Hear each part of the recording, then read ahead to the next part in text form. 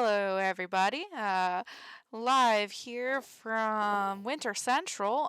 This is going to be a holiday one shot with some members of a bunch of different parties that we work with, all thrown into one. Our normal Wednesday hijinks of Dungeons and Dinosaurs is on a bit of a hiatus till after the holiday because of holiday related reasons. So you're just going to have to suffer through with this week's holiday one shot called Silent Candlenights. Um, we've got Kathy Fowl, Viking Hans, aka Felix, aka Sives. We've got Leo. How do we say that name? Leofanis. We've got Leo Faunus, played by Austin. Rob, aka Vaughn, is on the mic playing Blink. And we've got my son Jason, aka SJ Gamer, playing Ginger C Bread. Um, so it's gonna be a pretty fun event. It's kind of thrown together last minute, so apologies in advance for any roughness that occurs. We did just spend almost an hour ironing out the characters and whatnot. Totally my bad for being at work all day and not able to take care Got of this to hammer sooner. out those things. Oh dear lord. You gift us with games. All the games, Makes all the up for time. everything. But anyway, we're just gonna jump right into it. So, our intrepid party of adventurers do all know each other because they are part of a very small village up at the foothills of a large chain of wintry mountains on the northern edge of the continent. This village doesn't get much travel to it. It's mostly the pit stop for people traveling through the mountains themselves, just to stock up before trying to scale them to the other side, to the tundras beyond, hunting wild beasts and furs and whatnot. So it's a very nice, modest village. Most people here make a living either logging, crafting to sell to various caravans as they come through, or working in the various inns and shops here in order to maintain it as sort of a little hub pit stop through the mountains. Winters here are very hard, but thanks to the mayor of the village, who is actually a pretty practiced wizard who decided to retire here away from things, he keeps the village mostly running smoothly by use of a rather large heart-shaped ruby that is in the center of the town, constantly revolving on a pedestal and throwing out just enough warmth to make it so it's livable here in an otherwise harsh atmosphere. Needless to say, bling like that does attract attention, so it's usually under fairly decent guard from the guards here at the village, and you guys have some quite tall, about 30-foot wooden walls and palisades surrounding the village at most times, both to keep out the snowdrifts, because, yeah, it's the mountains, and also to keep out roving bandits or other people who might seek to steal the heart gem that keeps your little village an oasis of happiness and, if not complete warmth, at least coziness during this harshest time of the year. And it is actually approaching midwinter now. Majority of you have either lived here your whole lives or immigrated here for various reasons of your own, and live and work amongst the people here. Um, and it's approaching what is probably the town's most famous time of the year, which is the Candlenights Festival. It's actually about day 2 of the 2-week celebration of the Candlenights Festival. And already you can see how the cheer in the air has changed the normally very rustic, very bare bones town. There are streamers hanging from several of the more prominent businesses. The windows that are usually kind of boarded up against the cold are sort of open, showing the warm fires within, and people hang decorations to be viewed from walking by. There are several more vendors than the town usually has who have set up small stalls selling seasonal treats and things like warmed chocolate from the Southern Isles. And it's just an overall very nice atmosphere. Since this village can stay warmer than some others, you do occasionally get tourists traveling here just so they can experience a true winter wonderland without the freezing to death part. Uh, Mhm. so you guys are kind of going about your business on the dawning of the evening of this, the second night of Candlemas. We're gonna just start with each of you and kind of describe what your character is doing and what they're like. So the first one we're gonna go with is Cecilia. Oh, um, Cecilia is a very shy half-elf girl who spent her very younger years traveling and learning all kinds of stories and putting them to songs. And she's on the shorter side with very long white hair and pale complexion and ice-colored eyes. And she's probably in the local tavern or sort of like culture house, culture building, if there is one, playing her magical ukulele Yes. and entertaining the folks for the celebrations. So there are quite a few inns here in the city proper itself. There's one very large inn that is mostly bare bones. It's for a majority of the caravans passing through. And then there is a few smaller inns of various repute and comfort that are more for like the touristy side of things or people who are not of a means to be able to afford the largest of the inns. Um, and the homiest of them is probably the one called Winter's Breath. It is one of the first inns that was created here. It's rather medium sized. It's got about 10 rooms that it can rent out to people of various sizes, and one larger kind of dorm style bunk room for larger parties. And it has 3 stories, and the first story is almost completely devoted to a stage and kind of bar area, as well as a few tables for regular eating. Sounds good. All right. So next we're gonna go with Tally. Tally, what are you doing? So, um, basically, she grew up around here. She was part of a almost like protective group, a family that worked with a nobleman in the area to kind of protect them. They did a lot of selling and things, so he just kind of traveled and protected that family. The nobleman has died fairly, recently, probably within the last year or two. And so she was traveling around, kind of exploring and just kind of she was mostly working her whole life, so now she's kind of was exploring, but she came back for the festival here, so she's probably just kind of running around looking at the different stalls and looking at the different things and just kind of oohing and eyeing over all the sparklies and shinies and pretty things, and just kind of, you know, just seeing what's to be seen because she hasn't been kind of home, quote unquote, in some time, so she's excited.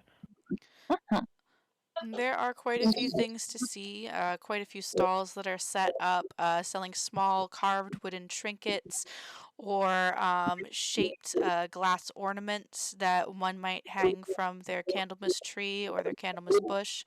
And there are several stalls that specialize in candies that can only be made this time of year.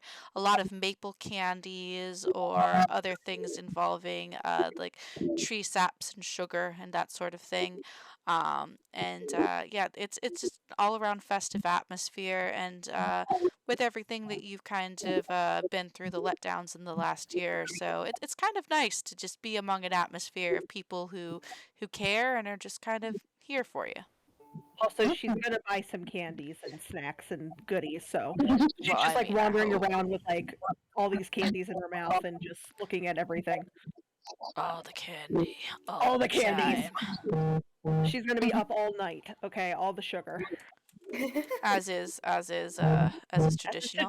tradition. Yep. Speaking of sugar, there is a very odd character that lives here, a construct, actually, by the name of Ginger Sea Bread. Ginger Sea Bread, why don't you tell us a little bit about who you are and what you're doing?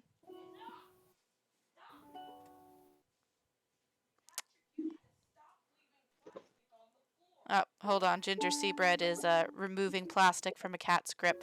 So let's go to Blink instead. Did I hear candy? Blink is a fairy bard, and or they have a very bubbly personality, very friendly, tries to get along with everyone, loves to sing, is almost always singing or humming a tune. Um, and not just any kind of fairy, but a sugar plum fairy for Yeah. the theme. And what was it?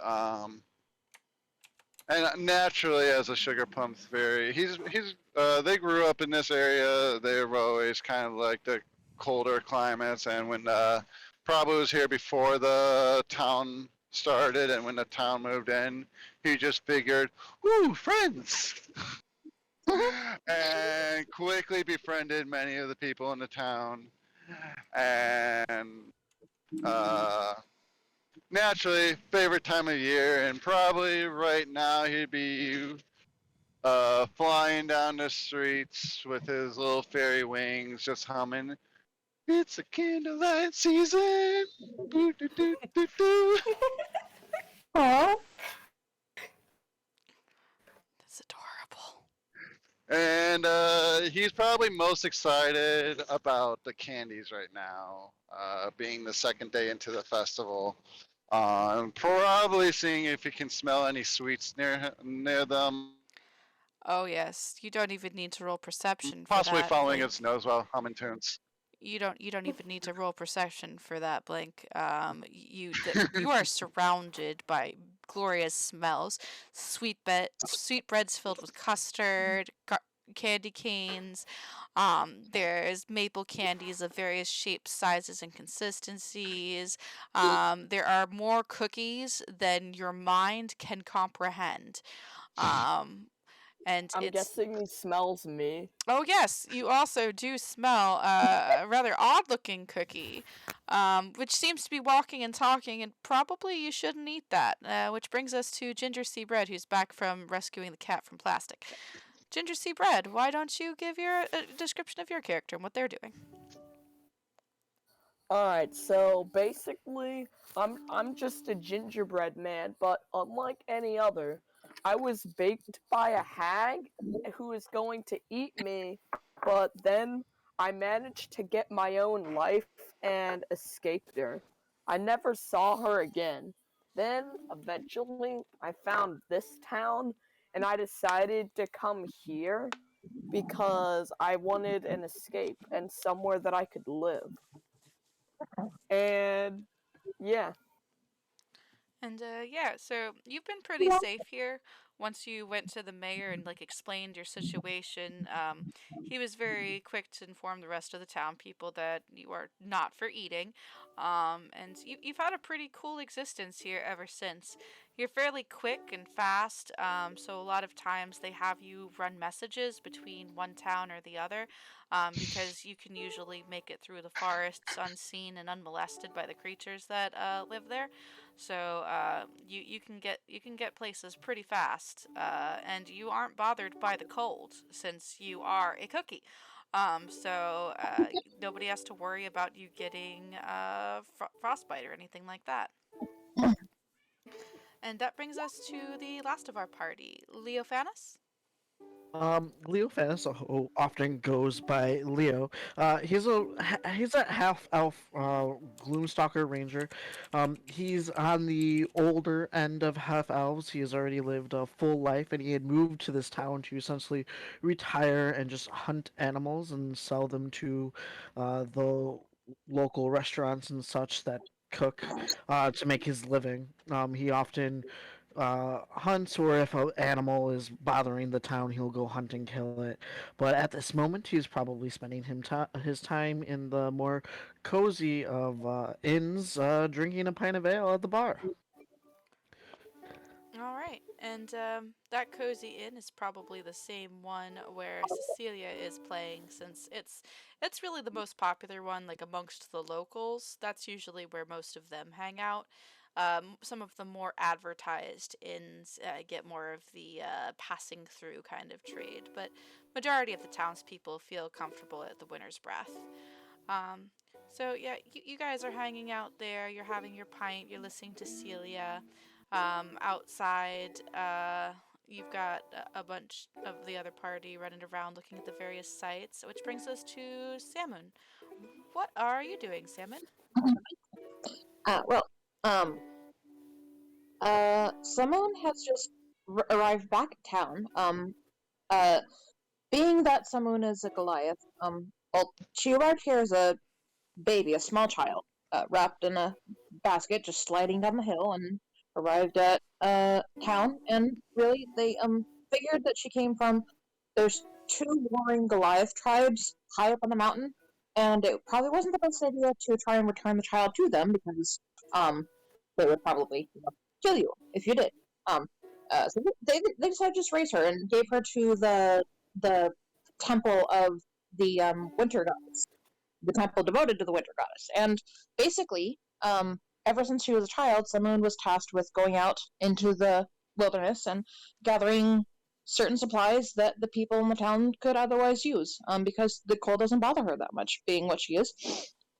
And yeah, so she's just come back with a large basket full of snowberries, which are pretty much one of the only things you can find at this time of winter. And they're really not good for eating so much, but if you candy them in sugar, they become these sparkling little trinkets that you can hang on your trees.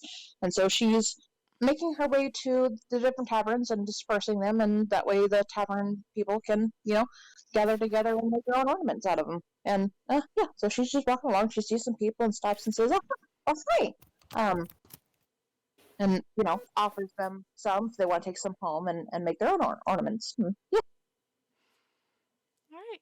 So yeah, you just like Ginger Sea Bread have found a pretty warm welcome here. Despite the oddity of your parentage. And this is a pretty nice, welcoming little village. It's pretty much away from it all, so they don't have to worry about the prejudices of the big cities. And the only thing they have to worry about is annoying tourists every once in a while. Ugh, yeah. gosh darn leafers. Um, but anyway, um, yeah, so you guys are having a pretty good Candlemas evening. It's just starting to draw to dark when there is a horrendous cracking sound that all of you hear that rings through the village. And actually, the ground itself shakes and shudders, and several of the buildings do too. Snow falls off of the roofs in piles, whooping down on top of several of the stands and carts, causing a couple of patrons to kind of scream, not from pain, but from, just getting doused in freezing snow. Uh, Right. and yeah, you all feel this, and it seems to be originating from the center of the town. Hmm. What Uh, was that? Haley's like, gonna shove all of the leftover candy either in her pocket or in her mouth, kind of a mixture of both, and run towards the middle of town. Um, Also, just kind of making sure no one was like hurt by the ruckus on the way. Like try to stop and help if somebody's like fell over from giant snow mound falling on their head. But she's gonna try to run to see what happened in the middle of town. Yeah. Someone will kind of set her basket of snowberries down, trusting they're gonna be there later, and probably follow. Unless she's already there, and just look around and say, What in Oral's name? Was that an avalanche?" Roll. Cecilia kind of almost breaks a string on her magic instrument and kind of looks around at the panicking people and goes, what was that? And sort of wanders off the stage, trying to get outside and have a look. All right. And let's see, Ginger, Seabread, and Blink and Lefanis. What are you guys doing? Um, Uh, go ahead, Rob. oh, sorry. Probably being under one of those awnings, looking at the one of the many different sweet stalls. Probably got covered in the snow, dragging him to the ground, and shakes off all the snow and it's like, "Oh, something's happening. Can I take this sweet real quick?" And then it's like he's already grabbing it and kind of walking away, like, I'm good for it. Here's a flower." And then Druid claps a flower on one of the like posts of the stand, like, "I'll be back. I promise." It was like a single sweet. And Blink will start heading towards the center of town out and taking off, just hovering over the ground again, zipping over there. Mhm. Leo was mid drink when this happened, and he ended up spilling a little bit on his shirt. He grabs a rag off the bar and wipes off his shirt, downs the rest of his drink, sighs, and starts to head out the door to go see what's going on. All right. And Ginger, Seabread, what you up to? I'm just baking some cookies. Wait, that's cannibalism. But anyway, no.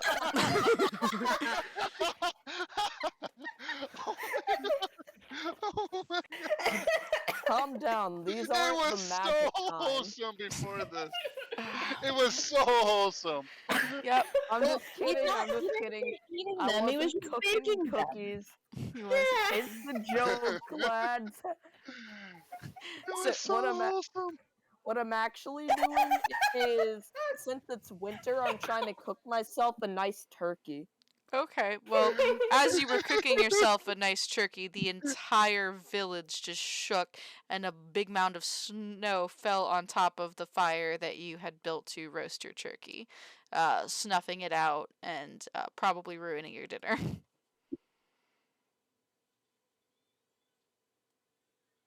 And it seems to be centered from the center of town, is where this giant tremor came from. Also, fun little factoid: if a part of my body falls off, Oh like no. let's just say a Oh god. monster like pretty much makes my arm fall off, I could just bake a new one and put it on, and it would work just fine. Oh my god. Delightful. Prayer of Wait. baking. Wait. Can we use you as infinite food? I wouldn't Oh I my wouldn't recommend gosh. it because it's really painful when any of my limbs fall off. Where Alright. Christmas story And if my quickly Yes, becomes head if falls you're off, Krampus it evil, story. would be yes, over that for could be me. a source of infinite food. Okay. Alright, so Duly noted. But it Only in would be emergencies. really painful though, so I wouldn't recommend it. Again, so evil character, but okay. so just like moving off the potential devouring of my child's character, you guys, uh, including Ginger Seabread, you're moving towards the source of the disturbance to see what's up. Yes. Yes. Although I can't see where the center of town is right now. It's okay. It's just this one street. This is the closest winter map that I could pull up on such short notice since we were kind of wigging it. Oh, So good. We'll work ground zero. yeah. So anywho, so you guys move towards the center of town. There's several people that are running the opposite direction, but it doesn't look like they have anywhere specific in mind. They're kind of just panicked, just trying to figure out what's going on. Some people have kind of felt the same as you did, that from where it originated from, and are actually running towards the source along with you. A couple of them being guards, of course, gripping short bows and spears, and kind of dashing through the streets, which, thanks to the Heart Ruby's warmth, are kept thankfully clear of any ice, and only the lightest dusting of snow ever touches it. But as you run, you start to feel a bit colder than you have in a while. And as you burst into the city square center, you see why.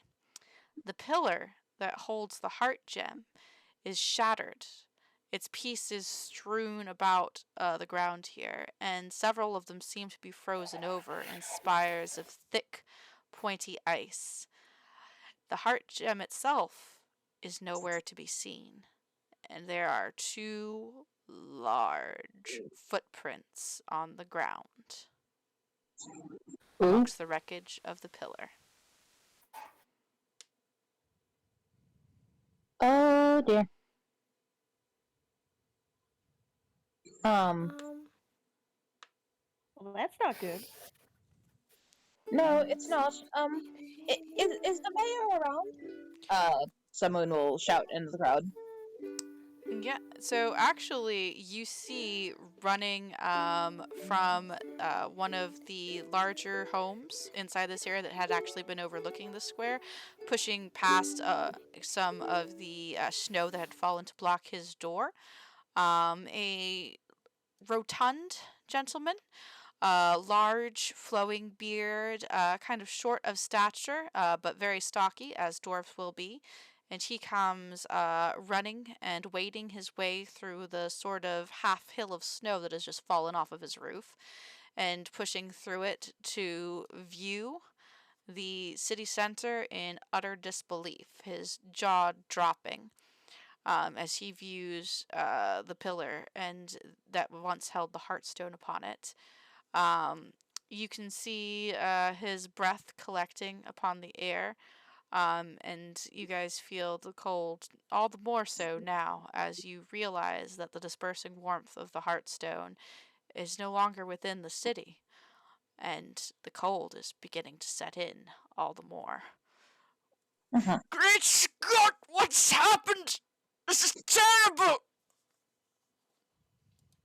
Cecilia kind of, with this shocked expression, kind of gestures toward the remains of the column that held the gemstone. The Heartstone, it's gone. Well, no, duh! Did anybody see what happened? Did anybody see what happened? And he's kind of casting about himself in a frantic manner. Uh, Uh, no, we were standing right here, but well, not that close. I didn't see anything, but you could feel it all the way through the town. I'm not. I don't understand.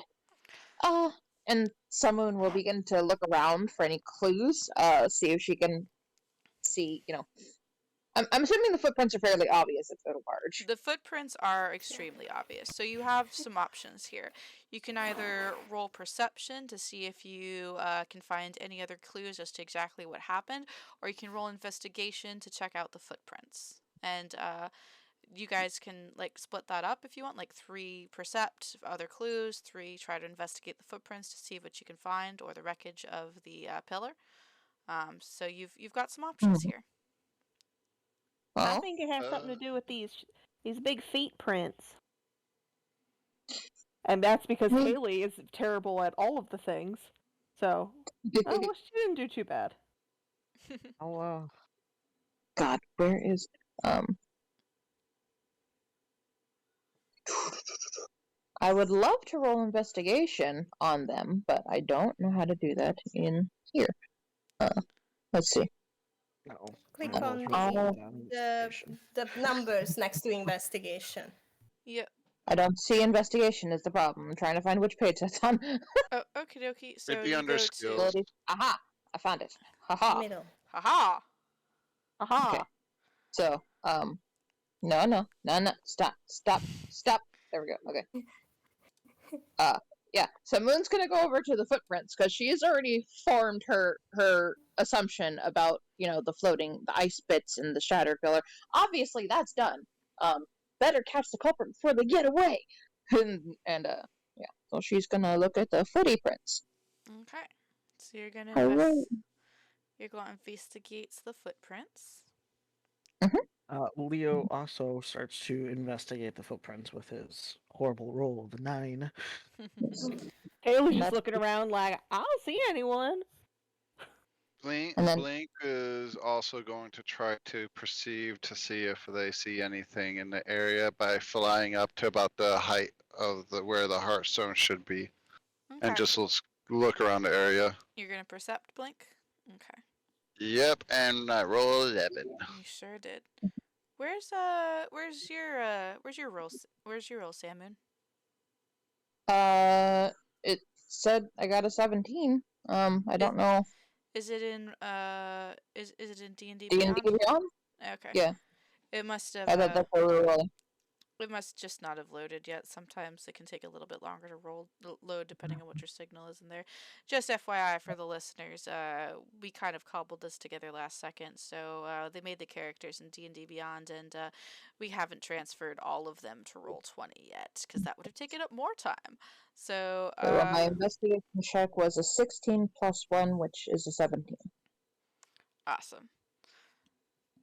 And Cecilia would like to also perceive if there's any more signs beside the very giant, very obvious footprints. Excellent. Ooh. Or a 28. Holy fucking shit. I rolled a natural 19. Jesus Christ. Oh, And Lord. meanwhile, while trying to follow the footprints, someone is also trying to placate the mayor by saying, don't worry, Mayor. Nothing in Oral's domain. No crime in Oral's domain goes unpunished. She sees all, at least in these lands. We'll figure it out. Or I will. Oh, I hope it gets figured out before. Oh no, the ice is already setting in. And he points at the windows, which are starting to ice over a slight little bit. And so Oh. Celia with a 20 flippin' 8.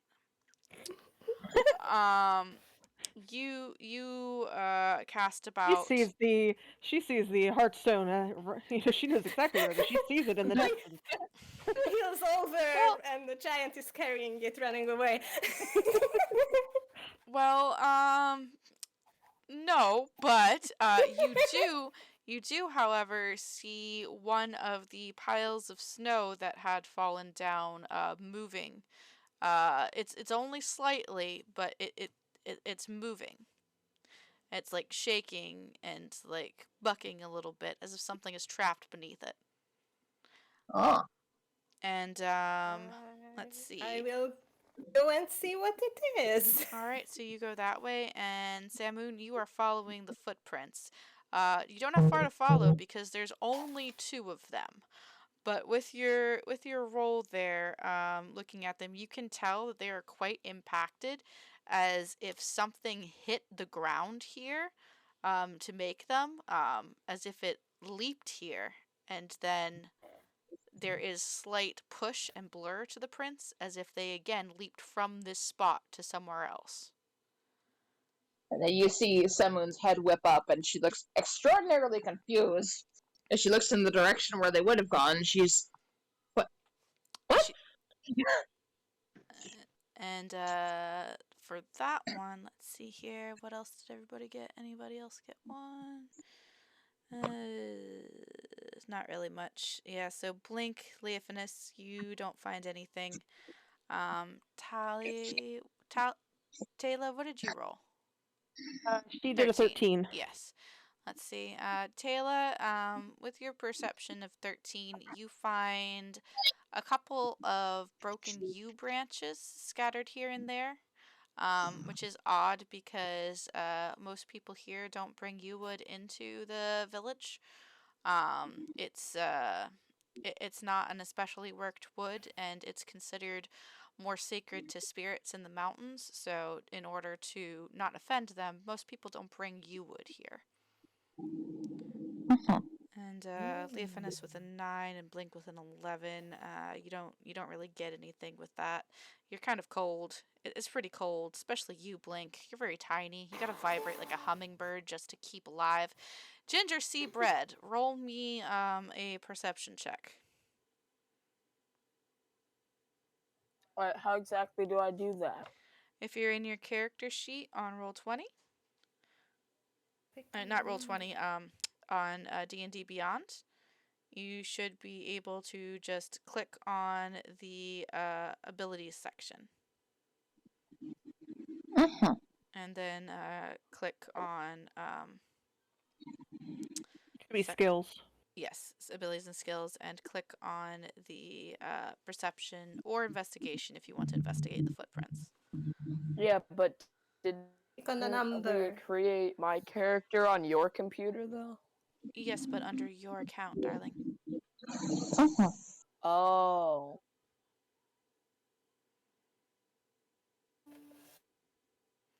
While you bring that up, I'll roll for you. Did you want to investigate the footprints, or did you want to percept to see if you could find any different other clues?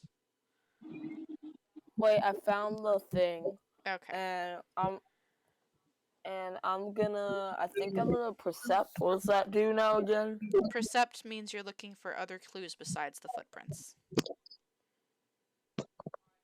Alright, then I'm gonna do that. All right, roll perception. Alright.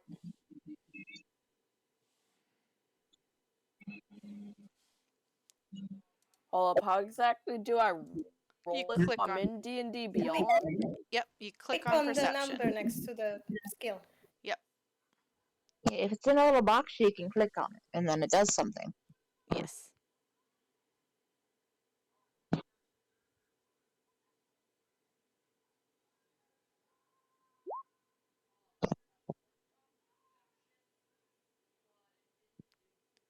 I think I you've clicked on perception, but it didn't do anything. Okie dokie. Again. No, Again, I'm very confused. on the Okay. number next to it, not on the text itself. But the Yeah, you don't number. click on the word perception, you click on the number next to the word perception. Yes. On the right side, I think. Yes, like the plus Mhm. 3 that's right there. There There you you go. go. Oh, I Yay! just did it. And it's a 15. 15. Nice. Okay. So with that, you manage to find some tufts of green fibrous material that might be hair or fur kind of scattered around. Interesting. Huh.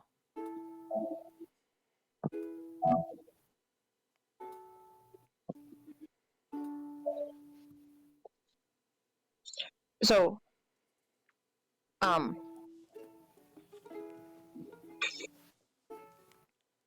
Yes, Simon? I was going to ask something, but I forgot what it was, so never mind. Okie Thank you, dokie. Brain. Did it have to do with a jumping giant? I honestly don't remember. It's gone. It's gone forever. It's It gone. jumped away. Okay. It jumped away from your brain. Yep. Alright, I gotta go pee real quick. Thank you for the information, dear. Anyway, so while you guys are searching and casting about, kind of looking over the footprints, seeing what you can see with this, the mayor is, he's freaking out a little bit, but he's a little bit more in control of his emotions at this point. He's calling over guards and instructing them to begin fortifying the walls and assisting people in getting into their homes. and telling them to get the firewood reserve that they've been stocking up for just in case of an emergency, so that they can begin distributing it to the various places of business in the various homes, so that until this crisis can be over, at least the people will hopefully not freeze to death immediately. And I believe it was it Tally that was no, it wasn't Tally.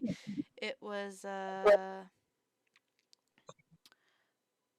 Samoon. Samoon was approaching the pile of snow that was wiggling, right? Cecilia.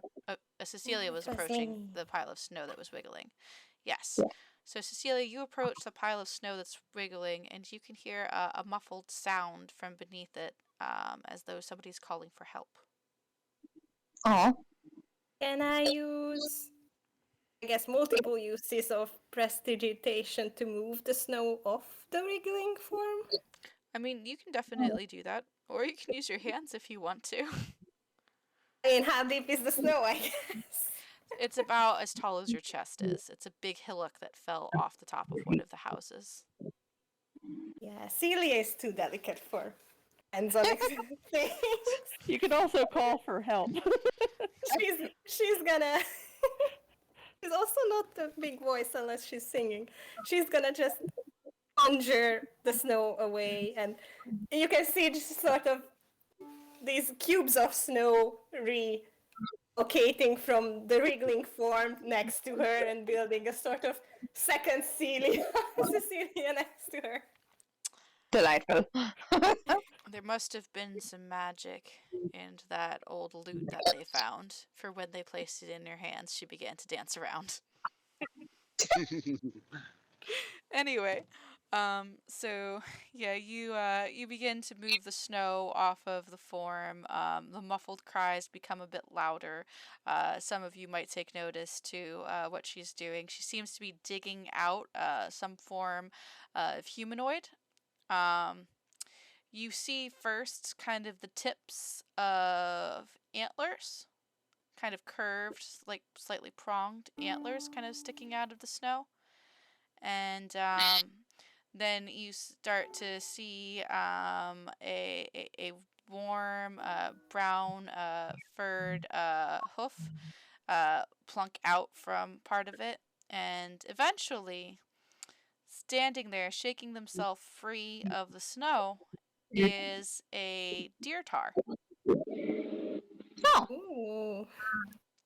and he proceeds to sneeze profusely, his nose quite a bit red and runny from being stuck underneath all that snow. Do we like recognize him from the town, or is he an outsider? Hey, is that Rudolph? Celia kind of holding on to her. Deer magic. You guys, don't call me that. You know my name's Rudy. I'm gonna get cold from that. Rudy? Yes, What the answer is happened? yes. You all know Rudy. You all know Rudy. He is, besides Ginger Seabread, one of the couriers that frequently runs between the towns. Rudy, what happened to you? here, what? Warm up here by the fire. And yes, tell us what happened. And someone's gonna use her cantrip, create a bonfire to create a bonfire. And whoosh, you create a bonfire right there, kind of in the center of it all. And yeah, he is pretty quick to hobble his way over to it, because he is quite cold and visibly shivering. Even a deer tar like himself does not like to be completely immersed in snow. And he's like, "Oh, thanks. It was terrible. I was just walking through the square, and then I heard this loud whooshing noise, and then just the giant green feet just hit the ground next to me, and I barely caught a glimpse before all that snow fell. Well, that snow fell on me. Green feet? Yeah, it's really big green feet. Huh. Can I because I've been in the area since I was a child and going into the forest to do stuff. Could I try to see if I might know what this is? Yep, so this is either going to be a nature or a history check, and anybody else can also feel free to roll on this. Nature or history? Okay, Whichever is which one's better for better? you. Okay, that's good. Oh, wow, They're both Leophanis the coming same. in with the 21. Oh, Here they- Tally. Tally only Oh. knows the history of lollipops. History or nature? History or nature, I would allow either one. Okay, so either one. Okay. It doesn't really matter. Both are. Oh, I rolled bad again. Oh, Yeah. God. Oh, Lord. Only It Leophanis was knows almost anything. 19 again, and then it. he is a ranger after all. Alright. Ginger Seabread, go ahead and roll either history or nature. Simone's trying to think of it, but she's more concerned about Rudy's and Rudy and colds because getting a cold here is not a good idea, especially when there's no No, it's actual. not. Ugh. Evolve nature. Can I try? May I try again with history? Trying to recall if I know a story about this. at Just the because you're a lower bard. part? Yeah, just because you're a bard, yes. And Thank you. hey Ginger Seabread, please roll. I know. Please roll The either cold is history or getting to nature. Celia now. Baby, Taylor's it's just cold like, but he outside. doesn't have green feet. I don't. Second. What are we talking about? Feet? Jason! Well, He might still be in the bathroom. I'm gonna check. Be right back.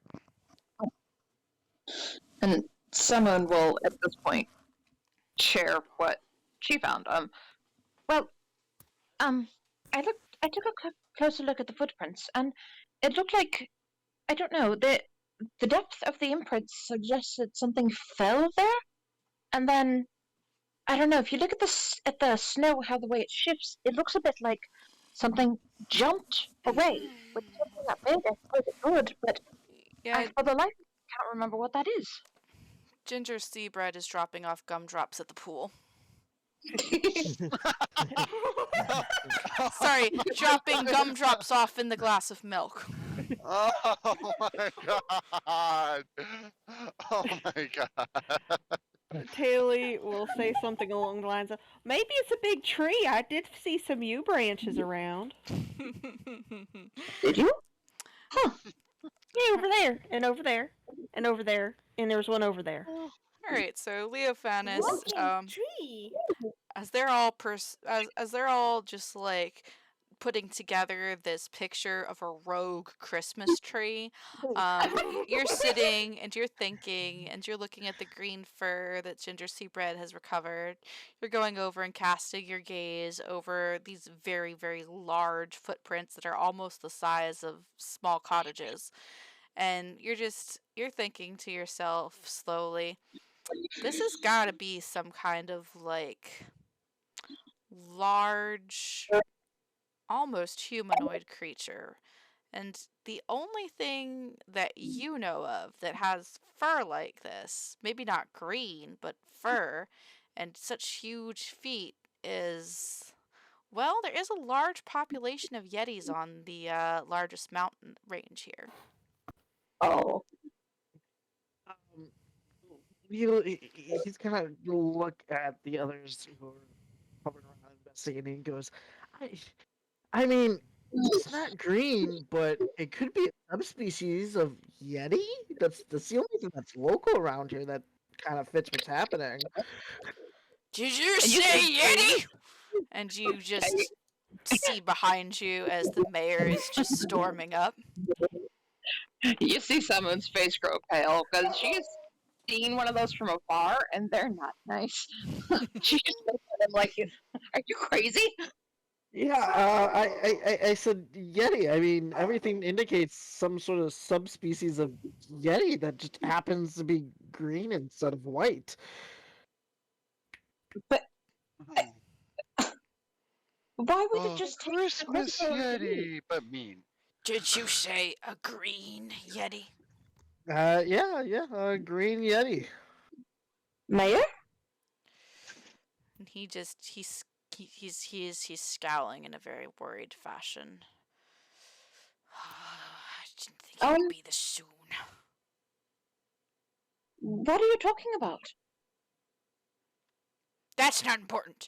What's important is you need to go up there. And he takes his staff and he points towards the mountain range. And you can see him pointing to what looks like a tall but kind of crooked mountain that's like curved just a little bit.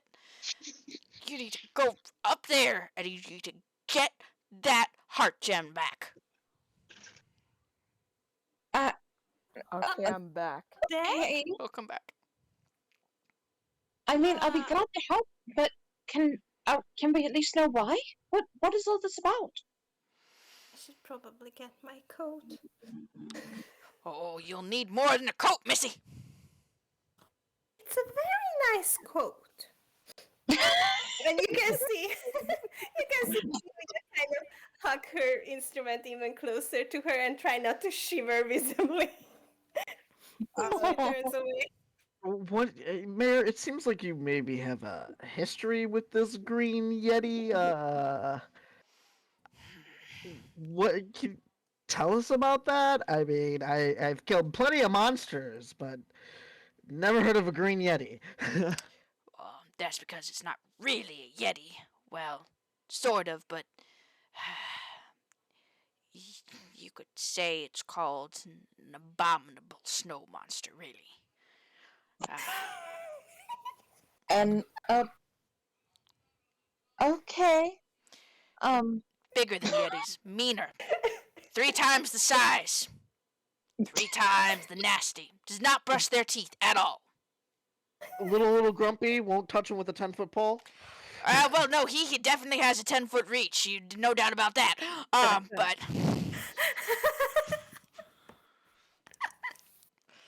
But Okay. a 39.5-foot pole might be all right. Okay. Okay. Oh my lord. So at the top of that mountain, correct? Yes. The Mount Okay. Crimkit. Thank you. Okay. I'm going to stop by my temple briefly to see if I can get a blessing from my goddess, and then I'll head straight up. If anybody would like to meet me, it's on the edge of town, and I'm going to go up. Try to figure this out, because no matter what it is, we have to get it back before the townspeople freeze. Uh, Oh, Mayor, that's that's true. a bit of a Just need my far. coat. It's a bit of a far walk, and I don't want us to freeze. Do we by chance have any like dog sleds or horse carriages that we can borrow to make our journey up there so we don't freeze in the snow as we walk? Well, I think I can help with that, says Rudy. I can get my brothers that live in the forest to get uh my uncle Cinter has this sled and me and my brothers could probably pull you up there if it would help. Uh, Nope. I know my That would way be up. so nice. I know my way up the mountain, so I could probably guide it tonight. That would be greatly appreciated, Rudy. Um, it is Rudy, mighty can I cold, and ride on that'll your help a back? lot. Sure, but it's gonna be probably cold. Well, you're warm, right? Yeah, it's true. Achoo! Leo kind of Maybe like not right opens now, but later. It's not cold. Leo kind of opens like the corner of his coat and checks on something inside his coat, and then closes his coat back up. All right. Well, let's meet up outside of town then. I'll see you. I'll see you there. Okay, I'm gonna go see about my brothers. Thanks for the fire and the drying me off thing. It was really nice of you guys. And Of course. Rudy turns and his little white tail flips up as he prances off to go find his brothers Dasher, Dancer, Prancer, Vicky, Donner, and Blitzed. Links named after the dessert. Blitz, huh? Somebody jingling bells as he prances. Yep. All right, good. Fun fact, just so you know, only female reindeer retain their antlers in the dead of winter, so it might be Rudy and his sisters. Really? I didn't know that female reindeer had antlers. Yeah, technically, female and male reindeer have their antlers, and the males drop off in the middle of winter. Females keep theirs during winter. Oh Well, wow. who knows if this is really the middle of winter in this hemisphere? It's Yeah. just cold. Technically, every every reindeer on Santa's sleigh was a girl. Oh my god. I'm going to get my sisters. And I've since decided my name is Radina. Anyway,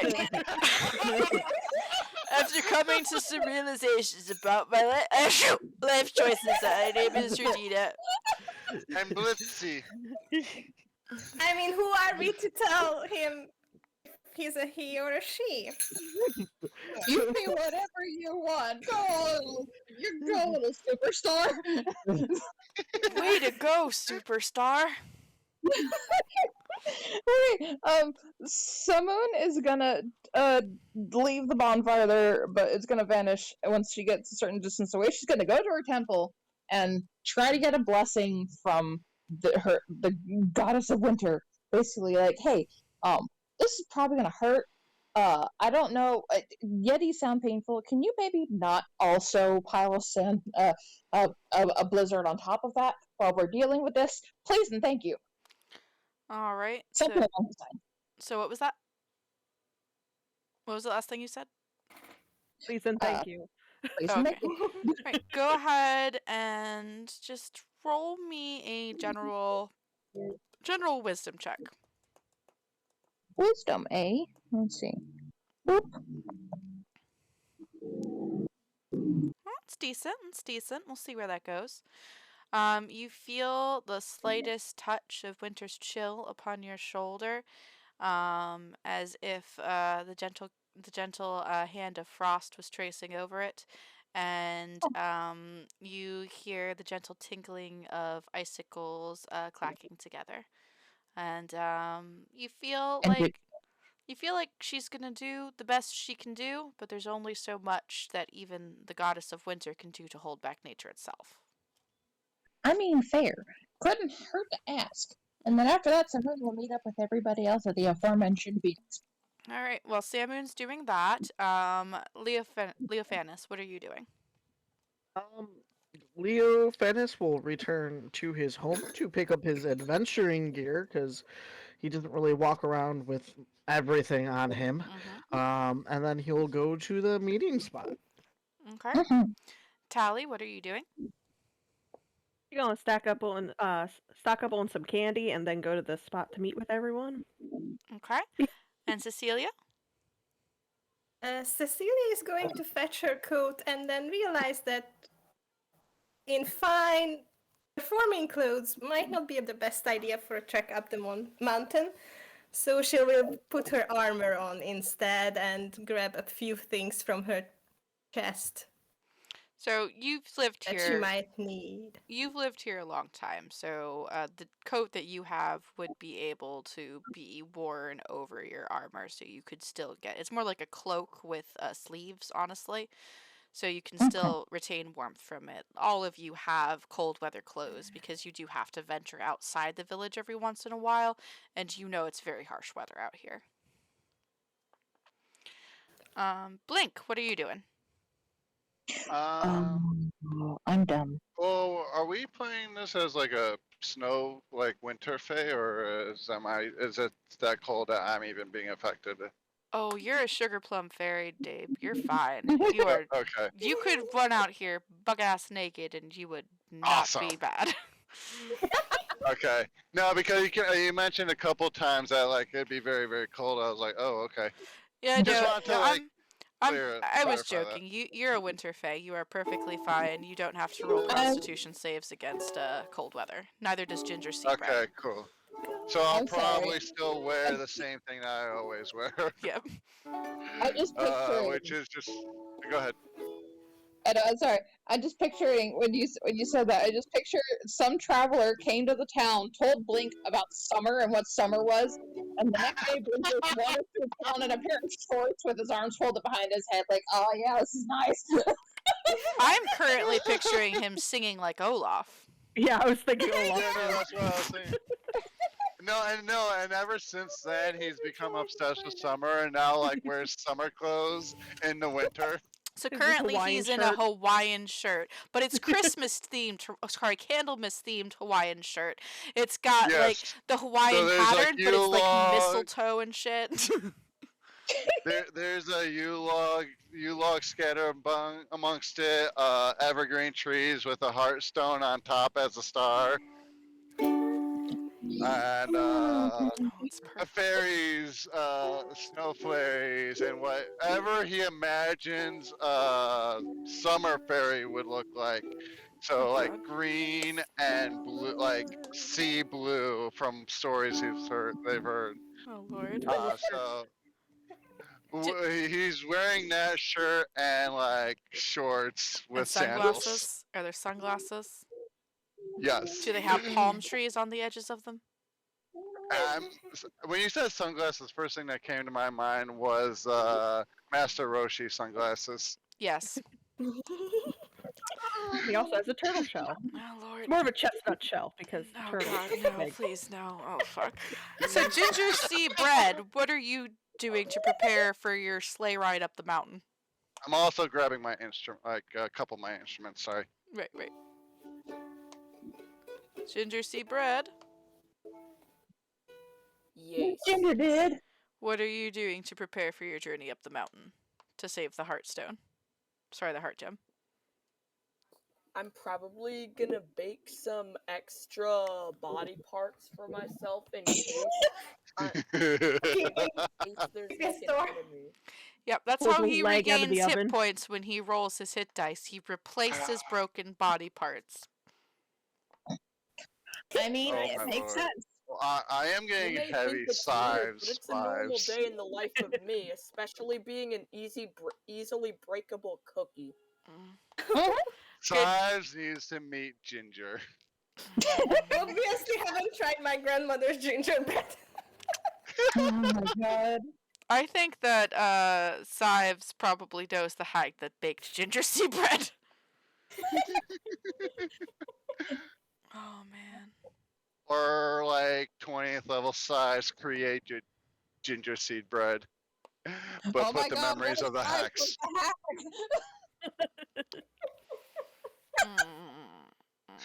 Maybe Ginger Sea Bread was not always a gingerbread man. Maybe Ginger Sea Bread is infused with the soul of somebody that Sives brought to the hag. Yes. Greg escaped. But hey, Don't worry that's about it. just a theory. And needs to Don't collect get body the parts for nondescript reasons. Yep. It's It's all fine. fine. Everything's Yeah, fine. that's good.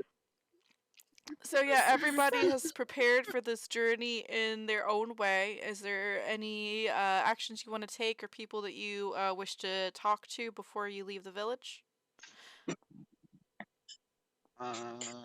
Does Bag of Tricks have a time limit on it? I don't remember.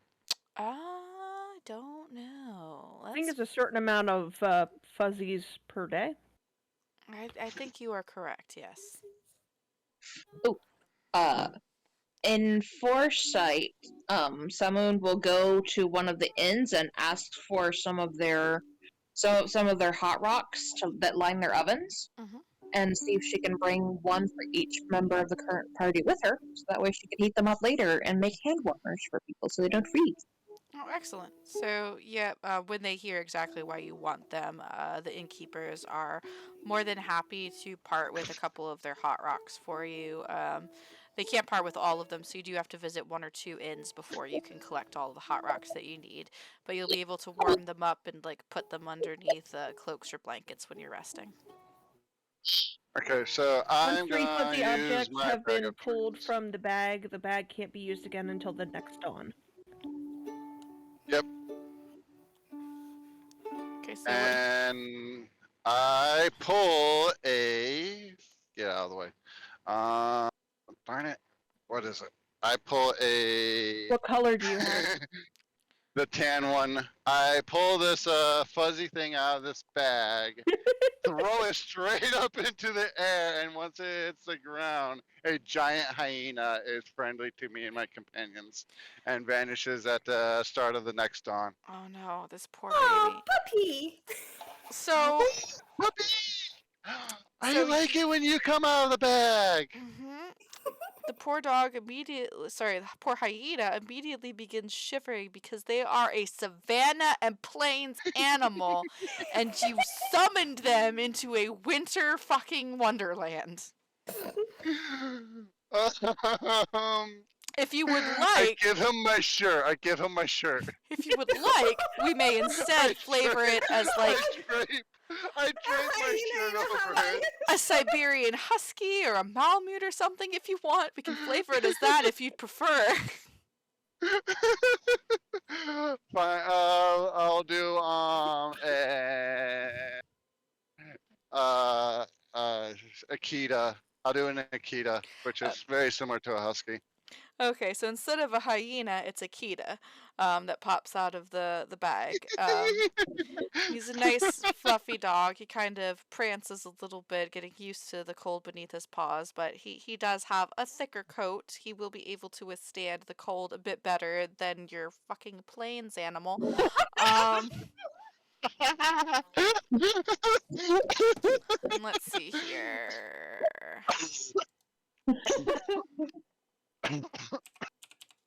Are you okay? Please Oh, don't God. choke to death. I could also just cast prestidigitation constantly to keep it warm. And Is that a thing I could do? No. Not unless you want me to make you start taking exhaustion points, because I guarantee if you have to fast it constantly 24/7, that's gonna happen, even if it is a cantrip. Now is it a hyena or a giant hyena that it says for that? Giant. Giant. Okay, so So it's very large Akita. okay. Grey So wolf? A mastiff-sized Akita. Oh, it's both adorable and horrifying. I don't know the stats on a giant hyena at all, so. all right, so I got it. I've got it up here. Don't worry about it. Why won't you let me add you? God damn it.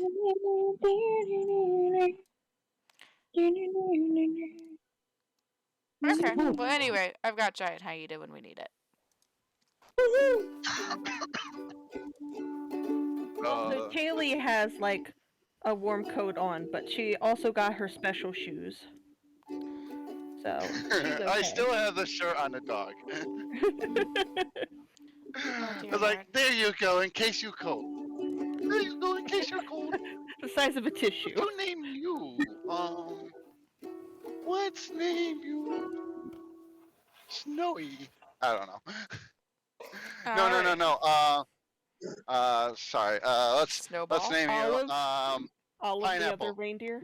Pineapple. Yes, because I'm obsessed with summer. Okay. Live in winter wonderland and you're obsessed with summer. I am Olaf now, apparently.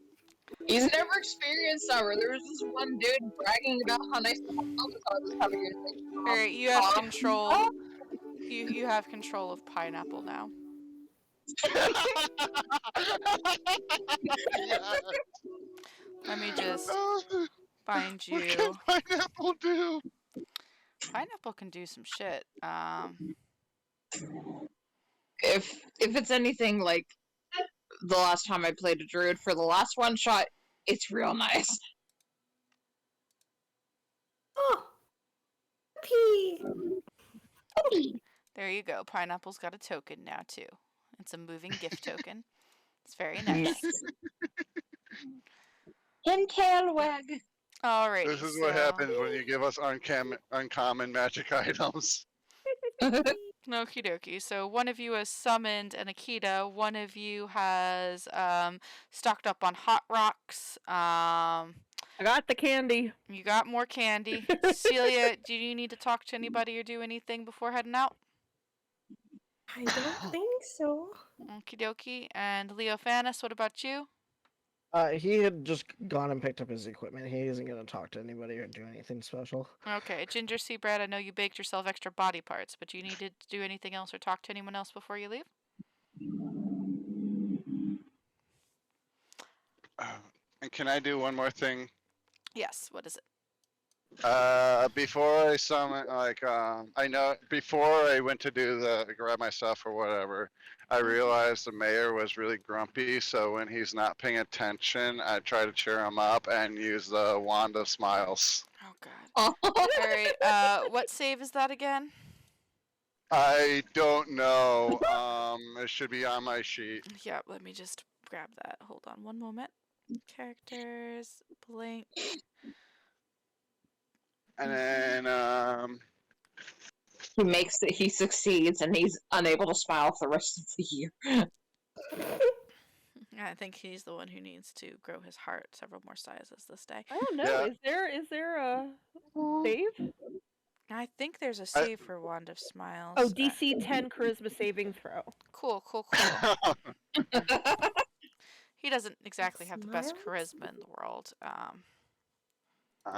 and I'll say like, oh, maybe I'll give him a gift of more snow and just like do a Nope. flurry, like a fake flurry over his head. So there's a fake flurry over his head, and you cast Wand of Smiles at him, and his eyes narrow, and he slowly turns his head to face you and Pineapple.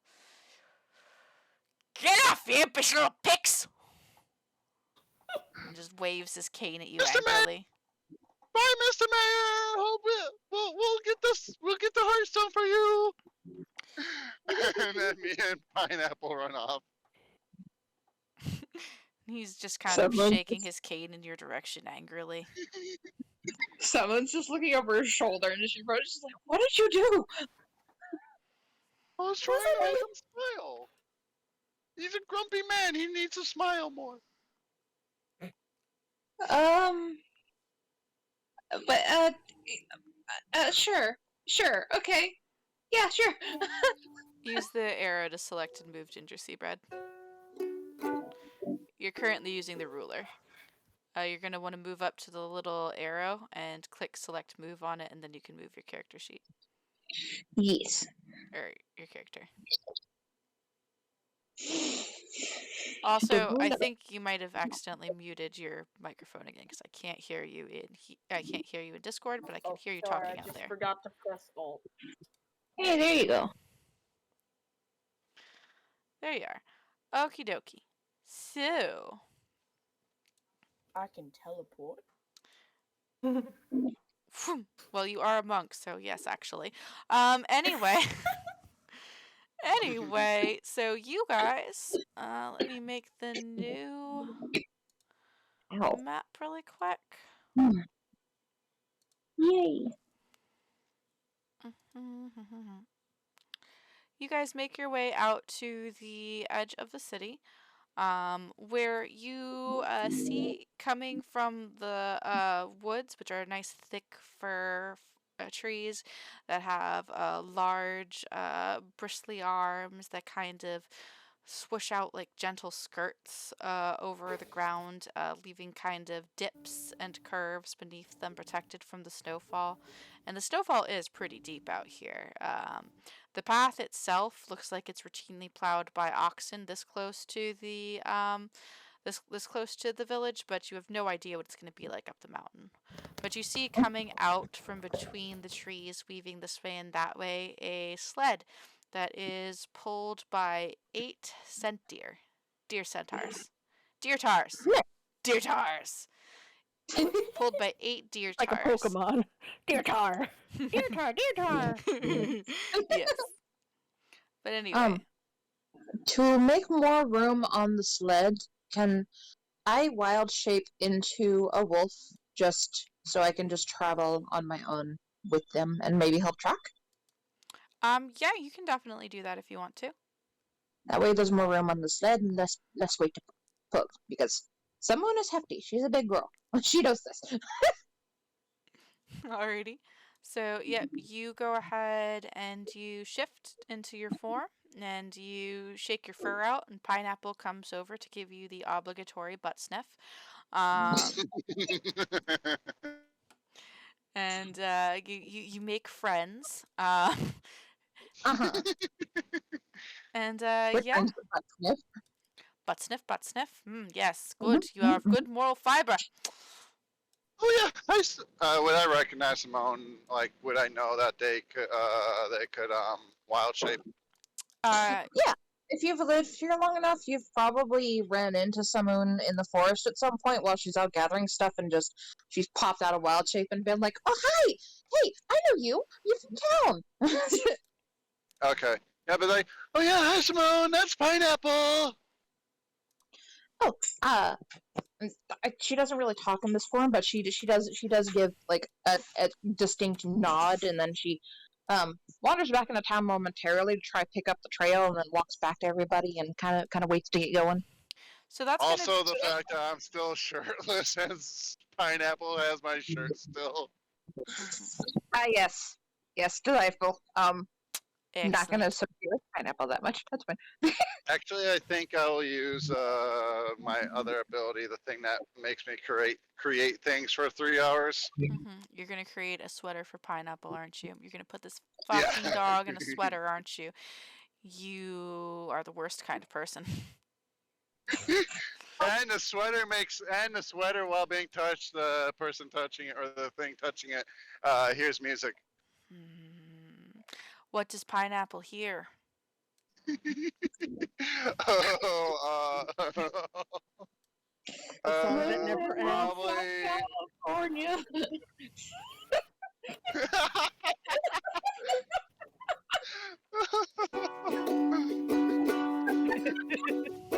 Yes, yes, we have the actual music. This is what they'll hear. Oh dear lord. God. Pineapple begins whining incessantly and pawing at his ears in distress. That's Christ, an not insult. Malakaliki Maka. That's an insult. Oh man. Anywho, Yes, we have Christmas bells as alternative. so you are greeted by the deer tars, the leader of which appears to be Blitzed, who's out in front. They have the largest antlers. It's a 6-pointer, and they're dressed in a nice overcoat over top of their human half with nice woolly mittens. And of course, their deer half is strong, robust, and has nice shaggy bits of fur covering their hooves for extra warmth. And they greet you. They're kind of sort of harnessed in around the front of their torsos in most cases, and they also have a bar that they hold onto with their humanoid hands when they're helping to pull the sleigh through the snow. And Blitz says, hey, yeah, Rudina said that you needed some help getting to the top of the mountain there. Then, yeah." Yes, please. That would be lovely. That would be greatly appreciated. All right then. Well, the sleigh's a good 4-seater, but there is a lot of luggage room in the back. Our uncle likes to pile it up with a lot of stuff sometimes when he's making his deliveries. So, y'all should fit back there just fine down there now. Leo goes ahead and climbs on into the sled and kind of puts his adventure pack in the back. Now we can only get you to the foot of the mountain itself, but it's a pretty quick trip for us. We're pretty fast. We should be able to get you there in a couple of hours instead of a couple of days. We're pretty good at getting things done all in one night, you know. Very talented. All right. Thank you so much. No, no problem, no problem. Are the dogs gonna be running or walking? Cause I'm not really sure if they're gonna be able to keep up. So Simone tilts her head and kind of she like gets it through her head. She'll run for a little bit, and when she starts to slow down, she'll just hop on the sled. All right. I don't know how. I know it, but I think when you're tired, you're gonna hop onto the sled. So yeah. All right then. Everybody tuck on in, hold on tight, keep your hands and antlers inside the vehicle, and your cookies inside the vehicle, and we're That's gonna. insulting. Are you calling me a snack or something? No, I was saying that I don't want you to break an arm reaching out of the sled and getting whacked off by a tree. Even if I break my arm off otherwise, I've got replacement parts. Oh, so you're gonna leave a crumb trail through the forest just so you can find your way back. You know, I know Oh, these that's a two marvelous twins. idea. I know these two twins who did that one time, and they attracted some hags. It was kind of disturbing. Oh, you mean Hansel and Gretel? Ah, Heard of no. them. They were named Hannah and Gregory. Thank you very much.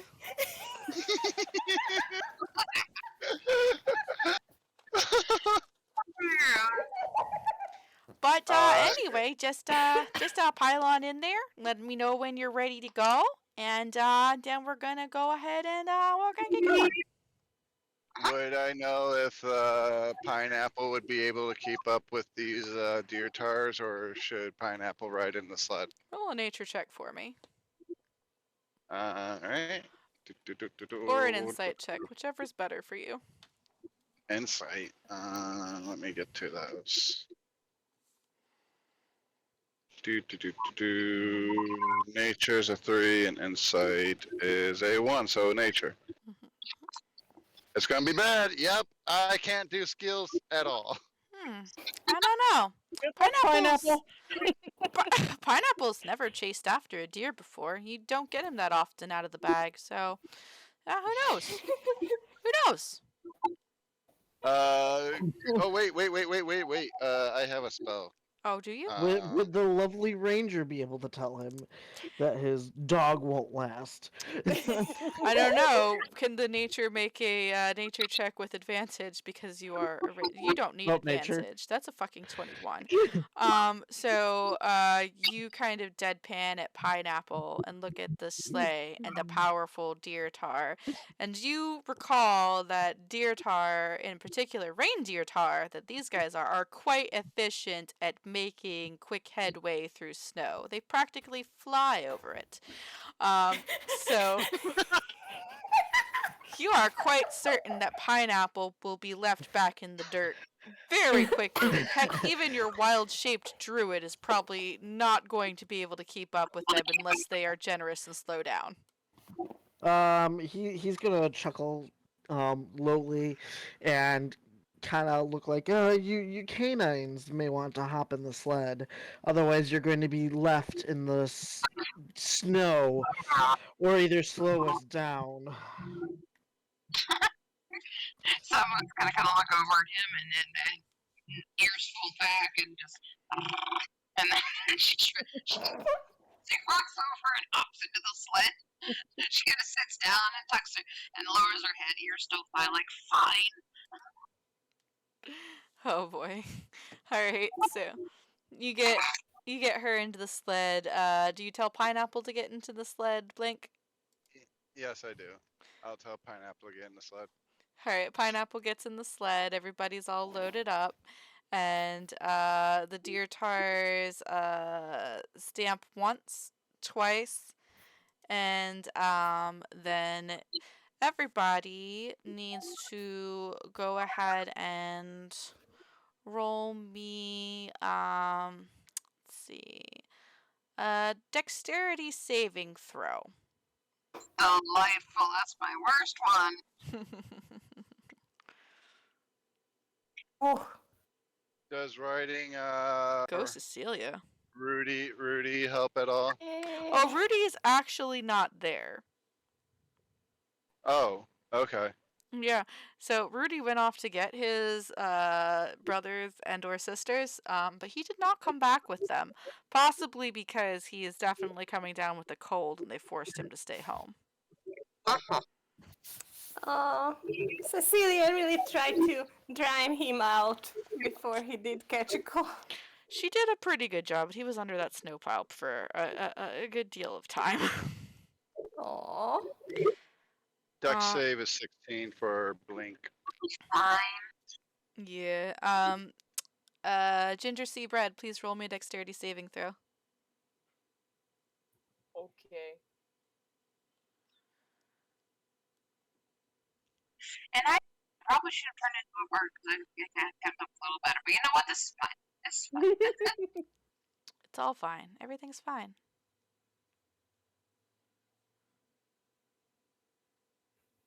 Alright. I'm guessing I have to click on the +3 Yes. like I did for perception. Yes, for the saving throw. One.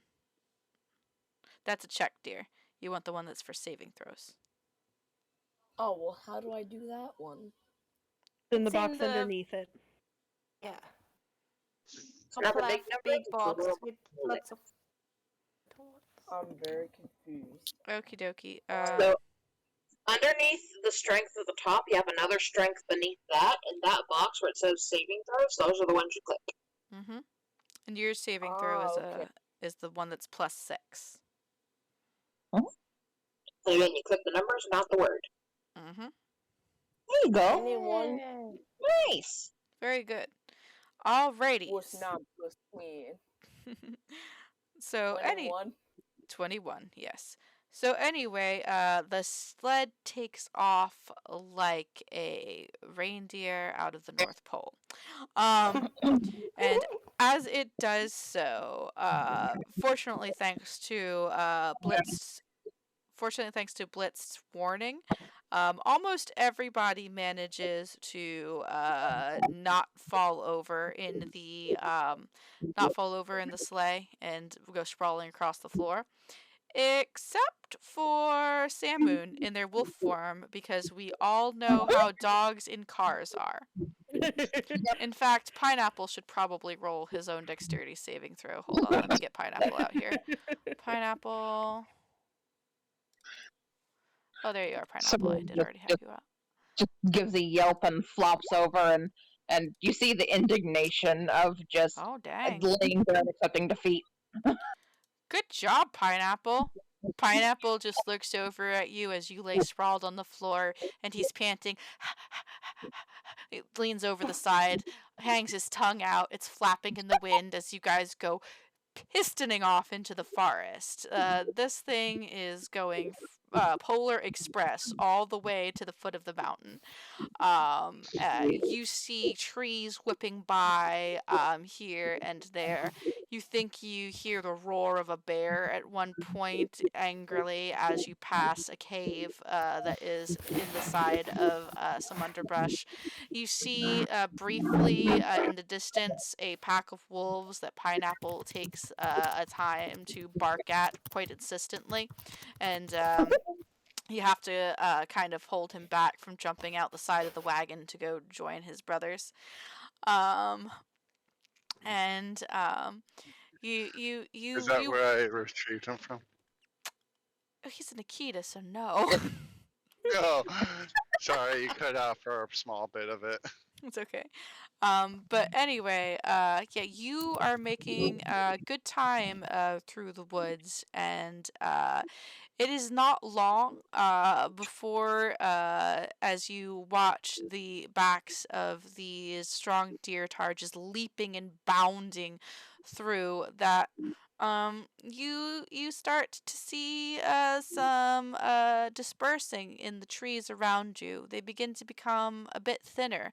A journey that should have taken days is taking hours. These deer tar are no joke. They know every little nook and cranny of the forest, and they are as fleet of feet as if they were flying over the snow itself. Um, And eventually, it only takes about 2, maybe 3 hours for you to reach the foot of the tallest mountain here. And they slow down markedly to a stop and a trot as they approach. And you see them kind of furtively looking here and there around themselves. And they start to slow to a walk before they halt.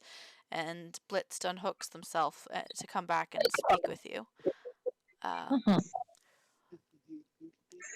right, them there. So we brought you to the foot of the mountain. Um, this about as far as we can go. We're not fighters. We're runners. So we're not gonna go up the side of this mountain because it's got a quite good population of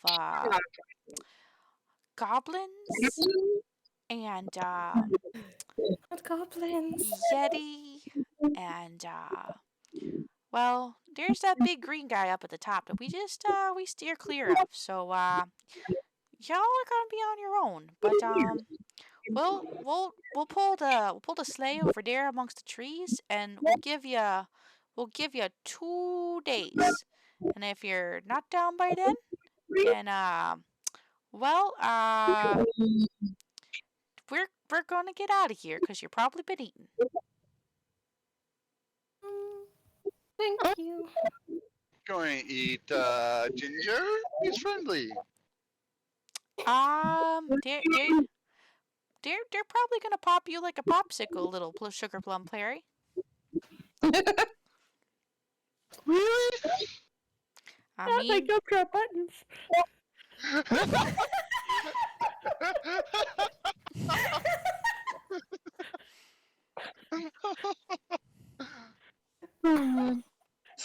Someone's just gonna give a a nod and like a deep bow, at the dog bow that I want to play bow, but like more respectful, and then turn and start walking up the mountain to wait for everybody whenever they're ready to go, because she wants to get that freaking crystal.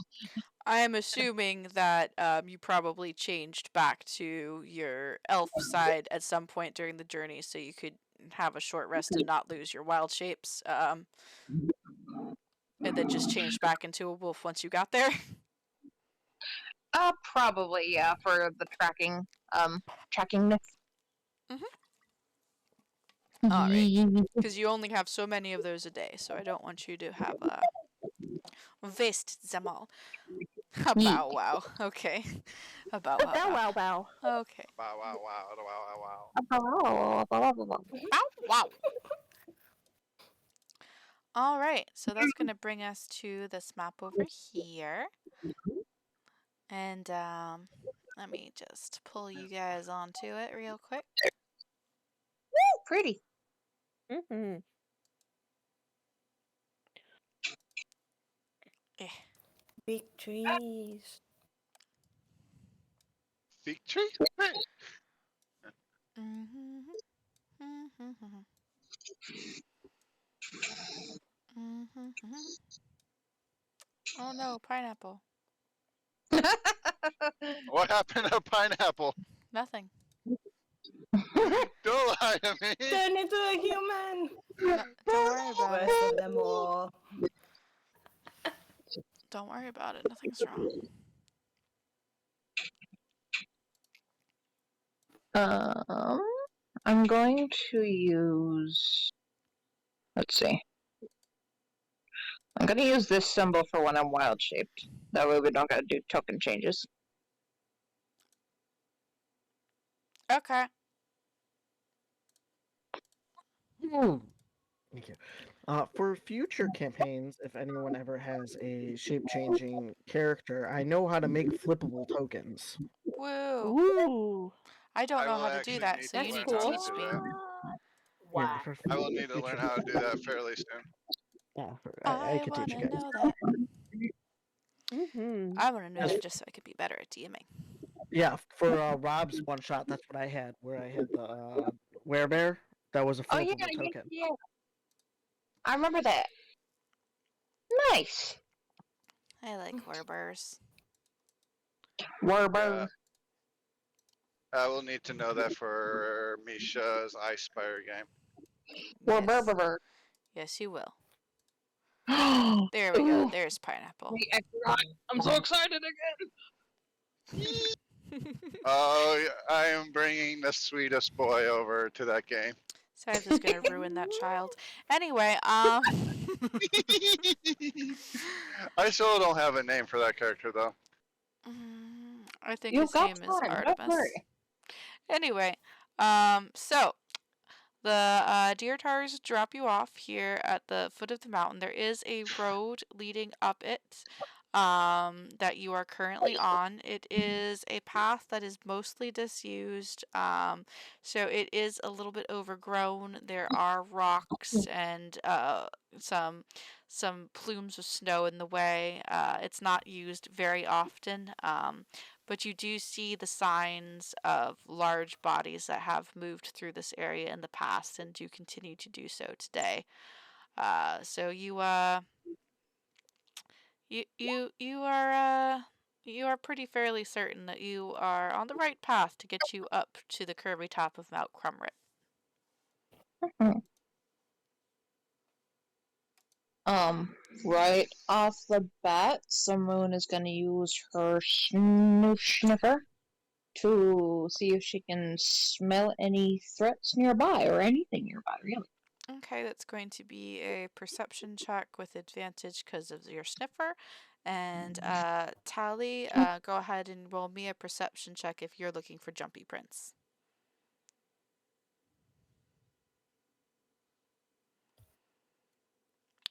Tally is just really invested in this lollipop, you guys. Really good lollipop.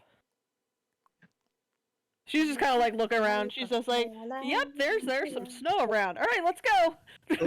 Leo is going to look for some prints as well, since he is a ranger. That's what he does. For you, that would be perception or survival, whichever is better for you.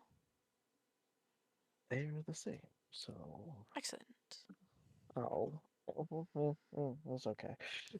It's not bad. So we've got Samoon with a 20 with her sniffer, and Leo with a 15. Anybody else? Anybody else doing anything or looking around? Cecilia would like to look for kind of disturbances in the foliage, like trees or branches broken off or stuff like that. All right, go for it.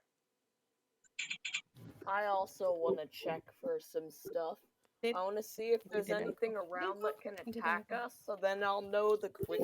So then I'll be able to tell everybody the quickest and There we safest go. way to get out of here. All right, that'll be a perception check from you as well. Alright.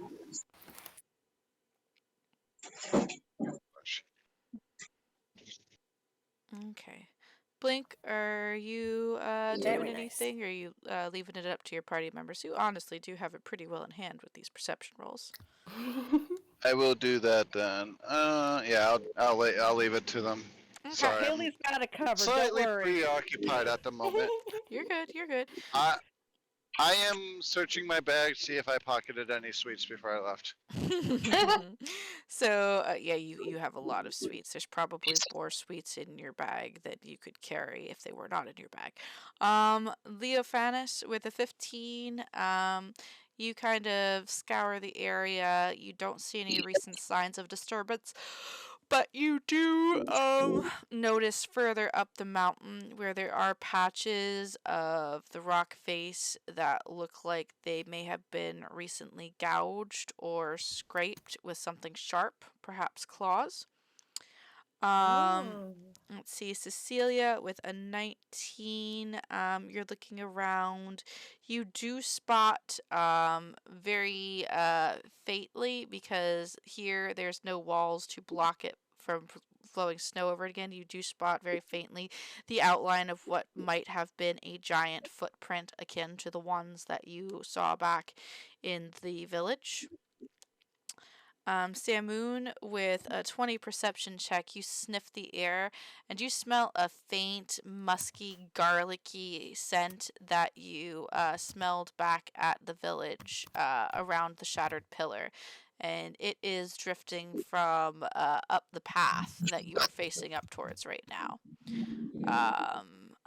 along with some other scents. And while you're trying to piece out exactly what those scents might be, Ginger sea bread, you see faint movement amongst the rocks, and a small blue head poke up from one of the boulders with a slingshot aimed in your direction. Hmm. Oh crap, there's somebody that's pointing a slingshot right in my direction. I do not like it. I think we should probably get out of here. Do you say that out loud? Yes. Okie dokies. Uh, Slingshot? okay. Where? Let me look at something real quick. I don't know where exactly, but It's my over spider here. senses have Whoops. detected I, that I it's don't know what I rolled, but I did not mean to do that. I have Is no this idea what I just rolled. is It's this You just okay. just rolled deception. mountain terrain? I have no idea what I just rolled. I apologize.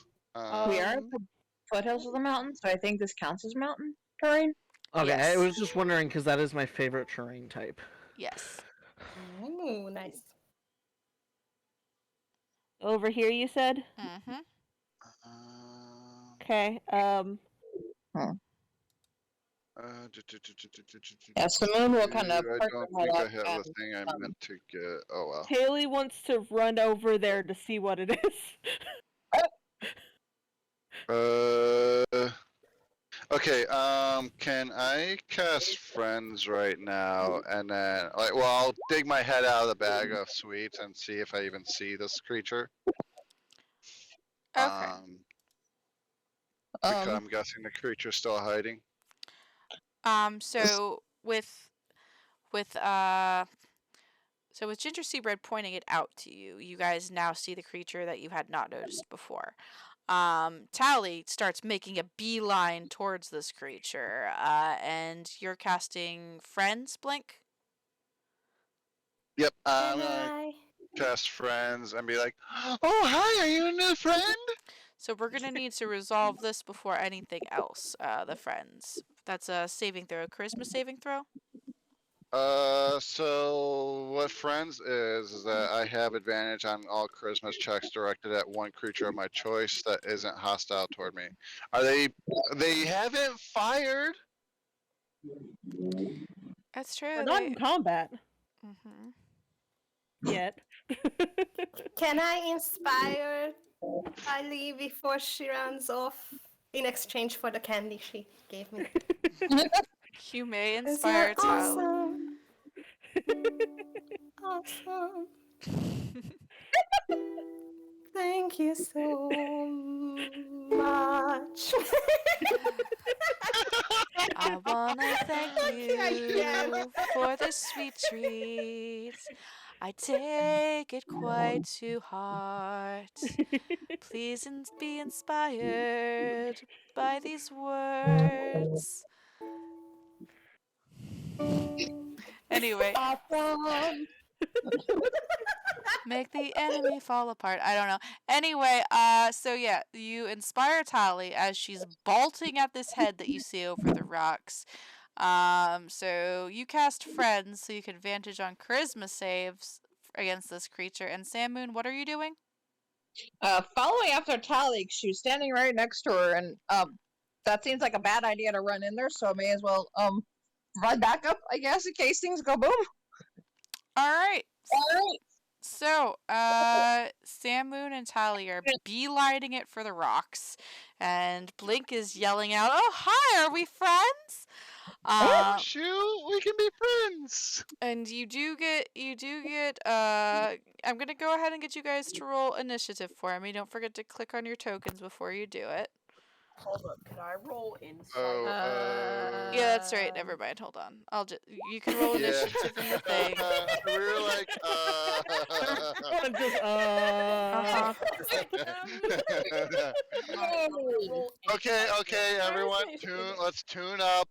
uh. Am I allowed to roll insight? My initiative is incorrect on my roll 20 sheet, but it's an additional Ooh, +3 of that, so I'll just fix it in the tracker. Nobody I Okay. have a 18. I Okay. rolled a Have a 1. 10. Hold up, do I have to I roll got a initiative? rock. Yeah, roll On initiative. this I got a rock. I got a jar of dirt. I I got got a a jar jar of of dirt. dirt. And guess what's inside? is nobody gonna answer my question? Yes, roll initiative. Alright, just making sure. I said it, but I think perhaps that it was drowned out because we were laughing a lot. Yeah, Yeah, possibly. Armin found it out. Sorry. Oh, Not he your asked fault. if he can roll inside. That's an intelligence save that you rolled, not initiative. Oh, sorry, I don't see Ah. one. It should be at the top of your page, right in the middle, I think. Oh, there it is. Yeah. After that, could I roll What? insight to see what this person's true intentions are? You can in a minute. So we're just rolling initiative right now, so there's a little bit more order to each of you doing things. You're not technically in combat yet, so just wait for a second for me. Pineapple has 10 more HP than I do. How? I don't know, but Pineapple has 10 more HP than me. Who I am I just found the missing? stats for Giant Hyena on D&D Beyond and put it to the character sheet. I'm pretty sure I have the most HP There we out go. of everybody. I did Yeah. it. Most Good for likely. you. Oh, there It's we go. not 6. giving me I'm used to being initiative, squishy. so I'm guessing its initiative is a +2. What? It's fine. I know how to do this. Anyway, pineapple. Click Do you want me to this. roll? No, I got this. It's fine. I added it to my extras already, if that's what you're trying to do. Nope. He got a 4. Anywho, Oh, you yeah. rolled a 2? He Yes. rolled yes, a 2 plus 2. Anywho, okay, Oh, and he's large size. okay. Leo It's a giant Fanis, time. Samoon, Tali, and let's see, Blake. You've technically already taken your turn, so I'm gonna skip over you when we come into the initiative order. I just wanted a little bit more order. So, Leo Fanis, you're next. What are you doing? Okay, so it popped its head out. One's being friendship, and the other one is charging towards it. 2 are charging I'm towards it. 2 are charging towards it. Okay, got it. One's a wolf. Awesome. I mean, I'm question. Just a quick question before we go any further. Would because we all know each other, would they have an idea of what our first reactions would be? Like if we would be attacking or if we would be doing something else? You've never actually worked together as a party before. You know each other, but you don't know each other? Okay. We are neighbors, but not best friends. Exactly. This is You're kind of the first time. acquaintances. Yes. Yeah. Okay. I was just wondering. uh, Leo is going to pull out his short sword in one hand, his crossbow in the other, and make his way closer. One, two, three. Oh my god, this grid is so hard to see. Hold on. Yeah, I can't even see where this thing is at. Oh, that's because I haven't revealed it yet. Oh, okay. But not it's by this there. rock, is where it is. Okay. Is it named McCavity? Because it's not there. Oh There my we go. god. So No. yeah, I made my way over. I'm gonna double check my distance here in a second because I'm not 100% sure. Yeah, that's good. And that's all I do. Alrighty. Blink, you've technically already had your turn. Ginger Seabread, you wanted to roll an insight check. Yes. Alright, go ahead and roll that insight.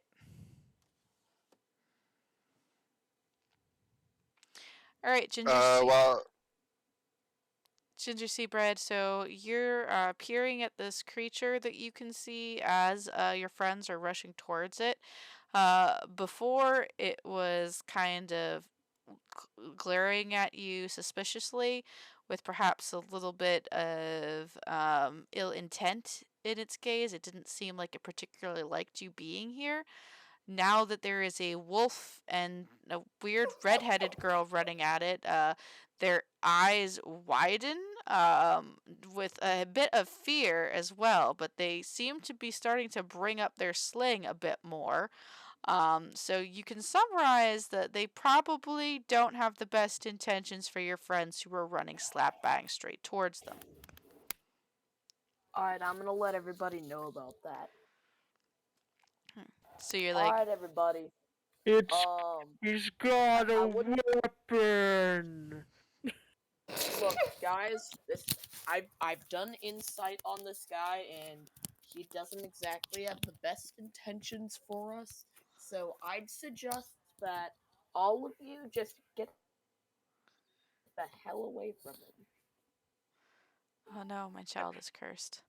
Anyway. Trust me, you won't regret it. Won't I? Anyway, so, yeah, anything else for your turn, dear?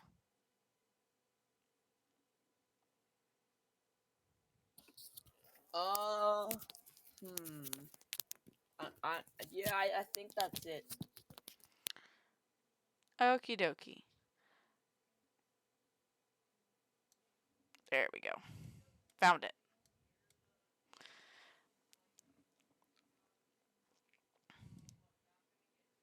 You're not pressing your button again.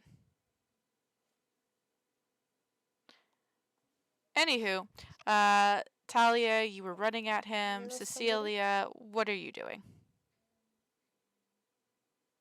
Um. Well, I definitely want to get a bit closer. Oh, like.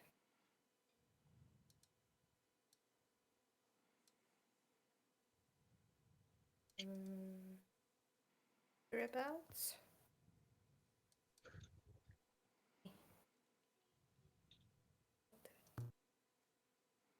Hereabouts.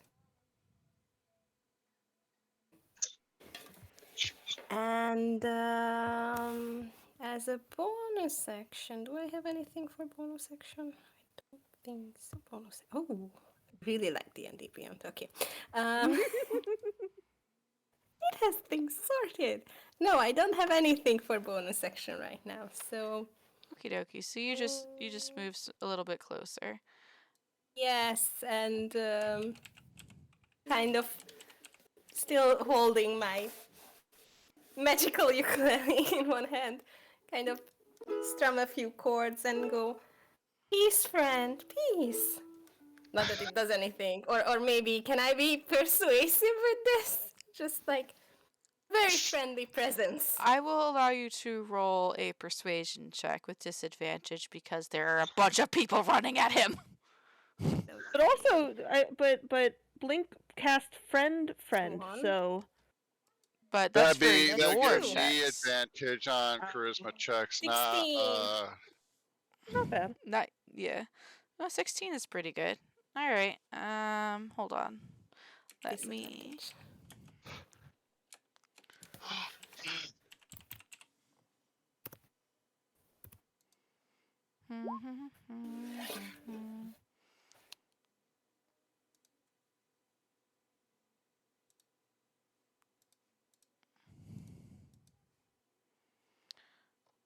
Alrighty. He's going to roll a wisdom save.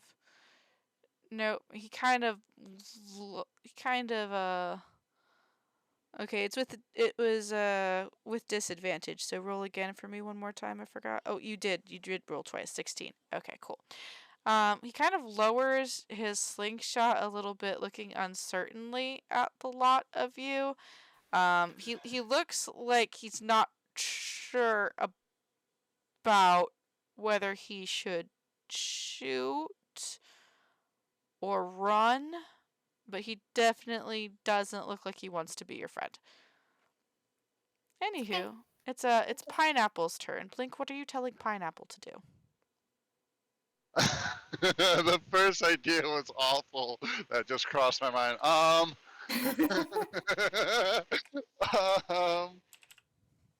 uh, if I can't think of anything else, I'm gonna go with that idea. Pineapple. Yeah, Is your fuck it. is your Yeah, wolf no, dog fuck it. gonna pull a nocturna and go after the other individual's clothing and pee on them? Oh no, Oh not dear not lord. that. No, my first idea was this. So, what Blink does is like realizing Pineapple hasn't acted like, oh wait, everyone likes dogs. Pineapple, go give him a hug. Oh boy. I It's one know. step better than pineapple. Look, dinner. I mean, to be fair, Pineapple's an actual Akita, so Moon's just a straight up wolf, so it might work out a little bit better. Like, More persuasive I than a bet they want hyena. kisses. I bet they want kisses. Go Pineapple. Oh boy. That was the first thing that crossed my mind. Boy.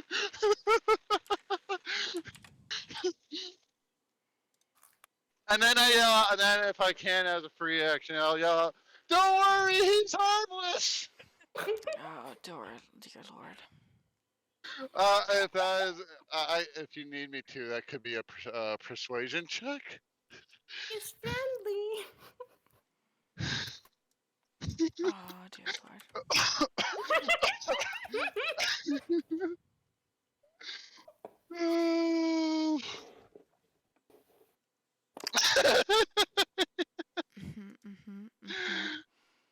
Mhm. All right. There's a lot of. Roll me persuasion. So you do have advantage on your persuasion checks. However, you're sending an Akita at him. There's already 3 other people surrounding him, so this is just going to be a straight roll for you instead of disadvantage. It's okay. Persuasion's. Oh, persuasion's really good. Oh, no. It's a natural 5. My bonus was higher than my die roll. Yeah, his sling comes back up again. Oh. Mm-hmm. All right. So that's Why gonna. is D&D hating me right now? D&D Beyond hates me. So that is going to end. That's going to end the surprise round, as it were, and Mr. Frost Goblin is going to go ahead and roll initiative now. Delightful. Oh, look at that. That's a 22, guys. Oh no, I fucked it up. Why can't I roll higher than a freaking like 7 or whatever? Also, just to set the record straight, Taylor was just like, "What is that?" and went to go look, like, not to attack. Just giving you a heads up. She was just like, "What's that?" and just went. Yup. So, So that worked out well. Anyway, he's gonna first decide. Oh, also you sent Pineapple that way. Yep. There he goes. You Would first. Pineapple Full run his full 100 feet of You know what? compliment? Probably. Yep. He's like right on up in there. do we have to roll for distraction? Because they're in the woods and there's sticks and twigs and critters around. No. Blink gave him an order. Okay. He's gonna do that. So the Frost Goblin is going to, because The wolf and the Akita are probably the two things that scare him the most. So I'm gonna roll a D2 to see which one of you he's trying to go after. It's the wolf, because the wolf's bigger than the Akita. I guess that makes sense. Because of course it is. So he's gonna. Is that a 21? Yeah, 21 hit. Yeah. The wolf. Yeah, it does. It sure does. Okay. Okay. And so that's going to be 6 bludgeoning damage My favorite. and 5 cold damage as the frozen Ow. pebble leaves the sling to slam into you. Ow. Okay, If a creature within 5 feet of me makes an attack against a target other than me, I can use a reaction and make a melee weapon attack against that creature. You sure And can. I'm gonna go, hey, no! And I'm gonna smack him with can I- how much damage did I take again? It took me a second to get my thing 6 11 bludge, total. 5 cold. up. Oh, I should probably roll it on this thing instead. Hold on. Let me Got go to actions. We're gonna do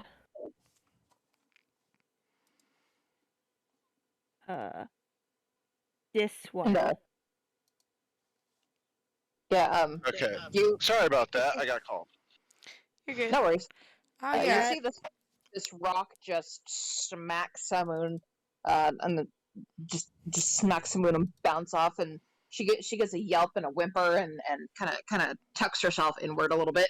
Doesn't retaliate because they're kind of in the wrong here, but ow, that hurt. Does it not show the attack? No, it You showed. have to click the other one. Oh, that's the number damage. before the Okay, damage. Yeah. Oh. You did the damage. I'm sorry. Hold It's on. okay. Let me do. But we know it'll be 6 damage if you hit him. You hit him. Did I hit him? You hit him. And I say, bad! Bam! And he goes, ah!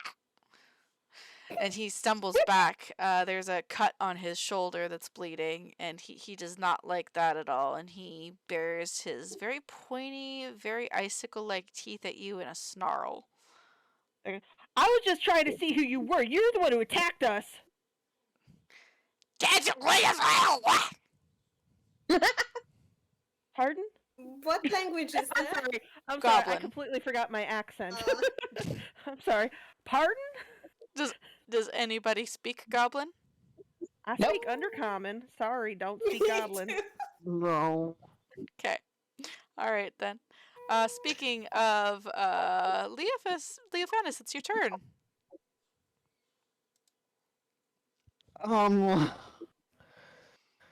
Uh,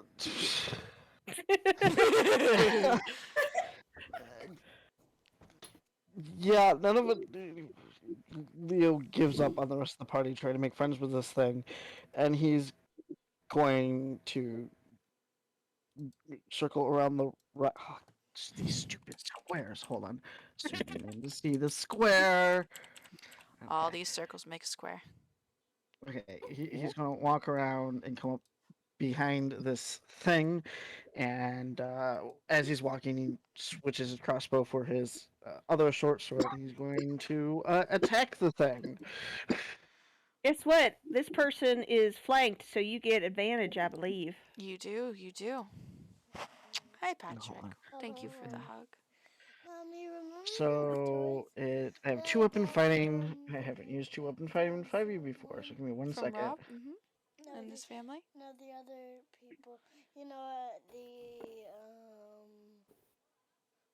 So the place that we went to. Reactions are just one attack, right?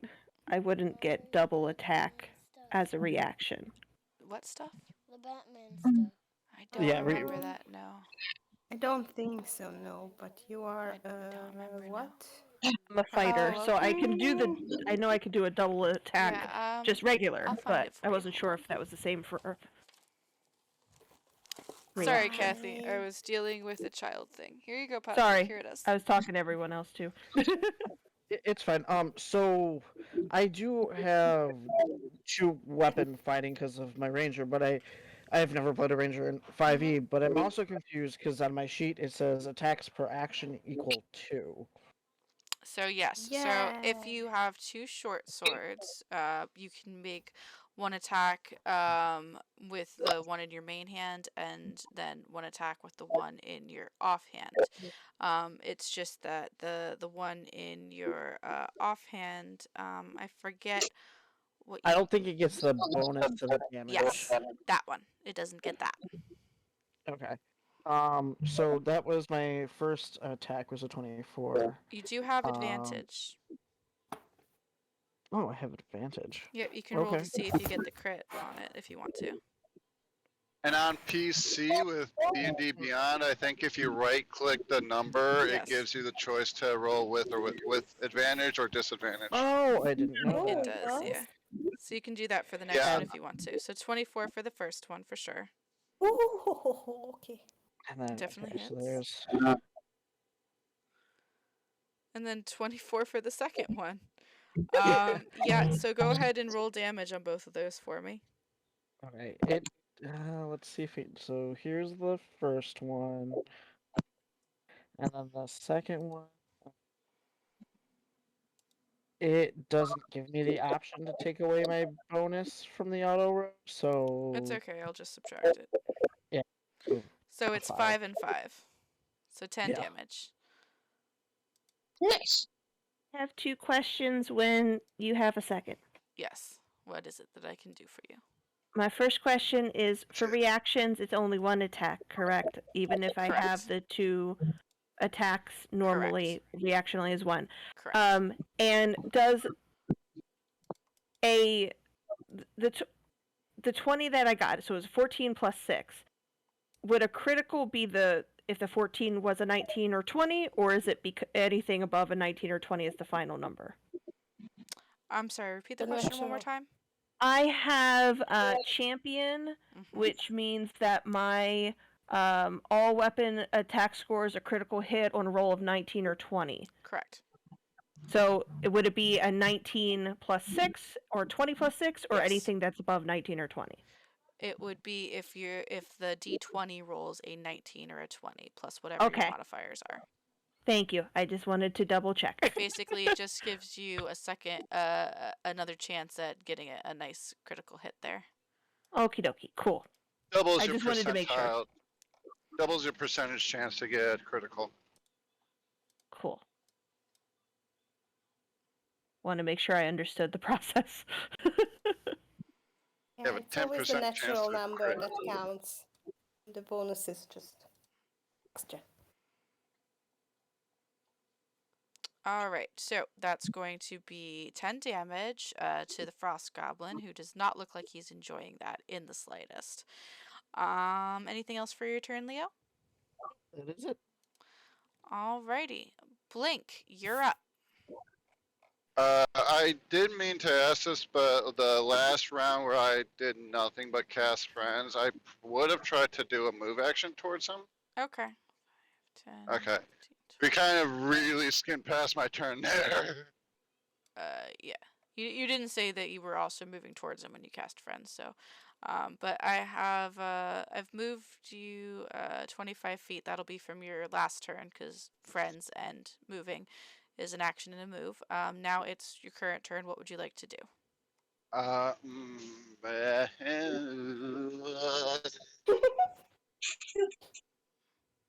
I don't know what I can do right now.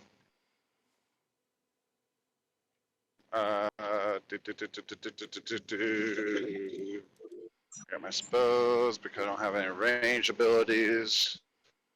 If you have some bonus action spells, you can come all the way closer and cast Oh, them. that is true. I do it. Well, no. What did the goblin do? Because I had to answer a call, so I missed a little bit. The goblin shot its sling at Salmon, and then he got attacked by Tally and Leo.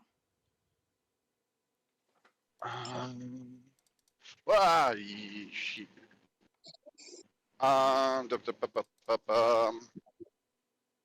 I'm sorry. I'm trying to figure what I am capable of doing. It's okay. Take your time.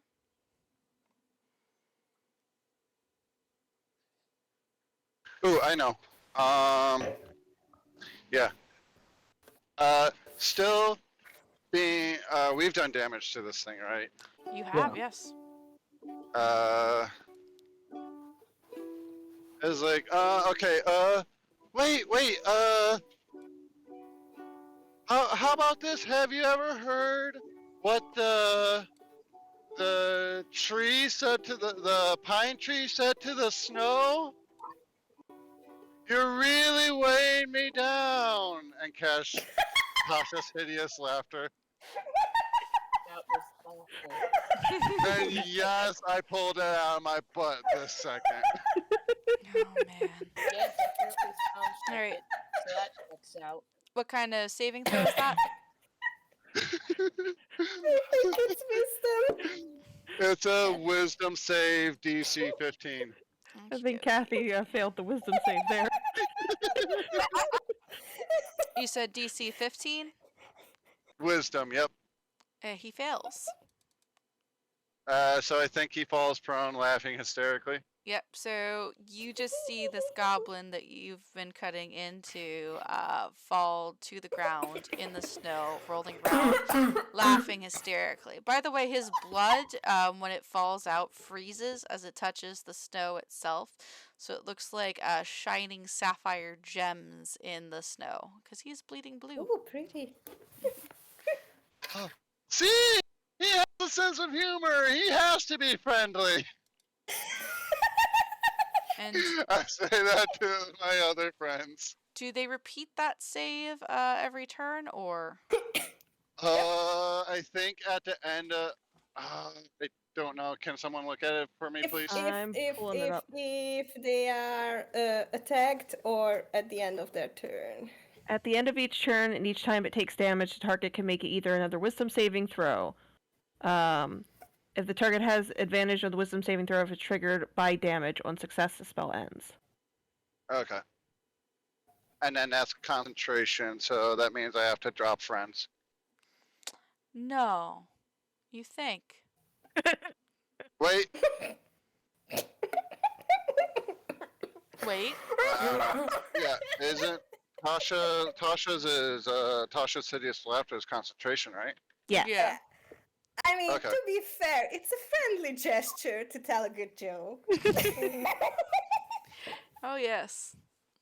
I have not shown any ill will towards this new friend of ours. None whatsoever. Anything else for your turn, Blink? I haven't.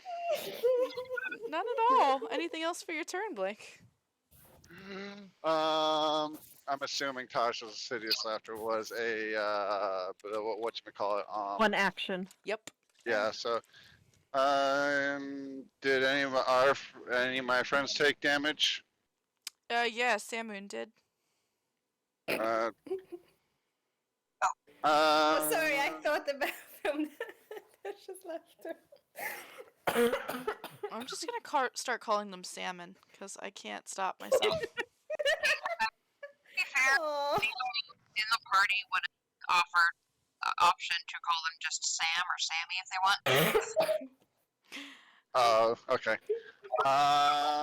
Oh. Yeah, I'll end my turn there. By the by, Felix, I'm not sure if you know, but you are sounding really robot-y right now. Yeah, I don't know what to do about it. Just on Discord on my phone. I can try to rejoin. Let me try that real quick. Okie doke. No You sweat if it sound doesn't like work. the plane captain when they're trying to like message everybody on the plane. Speaking of Ginger Sea Bread, it's your turn. What would you like to do? You know what? While Yeah. this weird Much frost better. goblin is all distracted and everything, I'm gonna attack. Oh, your attack has advantage because it's prone Yep. And flanked. and flank. Okay, let's do this. All right. So yeah, you Double advantage. Mhm. Oh boy. Double rainbow all the way across the sky. But it's 4. All right, so the one you want to use is the quarter staff +1 because that's your candy cane staff. Yeah. All right.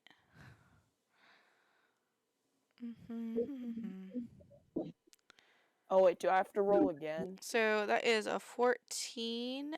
You do have advantage, so yeah, roll one more time. That's a 20. Good. So that one hits. 14 did not hit. 20 hits. Now you are a monk, and you do have the Polar Master feat. So He also has advantage on that next wisdom saving throw right now the because he took The goblin. damage the Frost The Goblin goblin. has advantage. Okay, cool. for hideous laughter. Yep. Okay, we'll do that in just one second. This is Ginger's first time playing a monk, so I'm trying to help him out here for just a sec. Oh, So sorry. yeah, so you actually have a bonus action that you can do because you are a Polar Master, and also because you're a monk, so you can go ahead and do do one of your unarmed strikes at him. Alright, I'm gonna roll for that. Mm-hmm. And you again have advantage on that just because of him being prone. Alright, so the unarmed strike did not hit. 14 is not enough to pierce his heavy like fur looking armor that he's got there. It's white fur. It looks like it might be a polar bear or yeti fur or something like that. It's interesting. Anyway, you are a monk though, so you do have what's called Fury of Blows that you can spend key points to use. You only have a limited amount of key points that you can use between your rests, though. So you need to decide whether this guy is worth wasting key points on or not. And you also have, hold on, Patrick, one moment. Oh, it's so beautiful. I love it. Made it at school today. Oh, you guys, Patrick made an awesome looking snowflake ornament at school. With my face. Nice. With his face Good on job, it. bud. Oh, it's so cute. I'll post a picture of it in Discord later. Oh, that's so cool. And there are Good job, hearts bud. on it that look so pretty. You did such a good Uh-huh. job. And purple glitter. Well, purple is objectively the best color, so yes. Way to go, superstar. It's nice to know other people are as obsessed with that new release as I am, even though I haven't played it. So yeah, so you do have key points you can spend to take bonus action Flurry of Blows if you want, and also you do have a second attack at your level. Oh, so I could do a second actual attack? Yes. Alright, yeah, I'm not gonna use the key points, I'm just gonna use the extra attack. Mm-hmm. So go ahead again with advantage with your quarterstaff.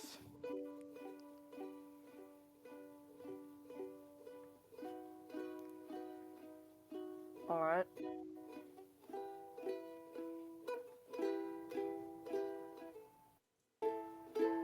I think he hits. So yes, he does. And then you can do your unarmed strike again too. Alright.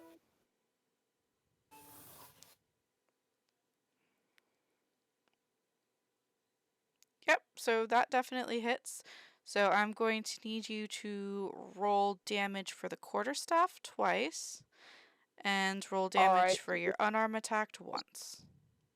Alright, which one do I do? The 1d6 plus 4 or 1d8 plus 4? You had to use it one-handed in order to make the bonus attacks, so the 1d6.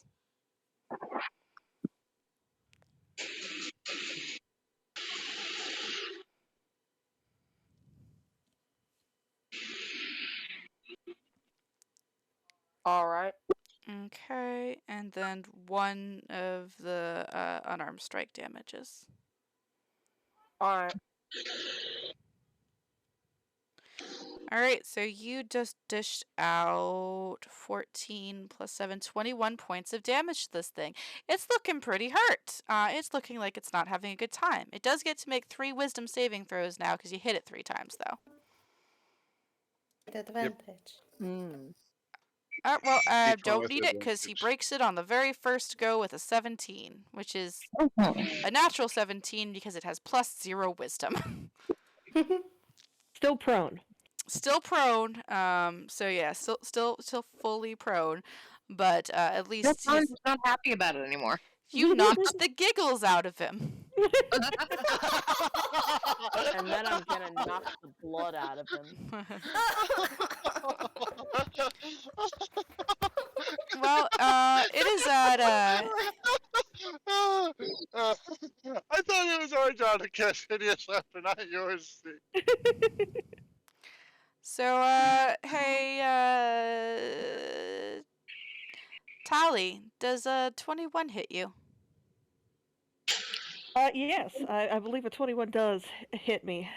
Excellent, excellent. So as Oh, this is dear. going on, from behind you, behind another outcropping of rocks. Do do do do do.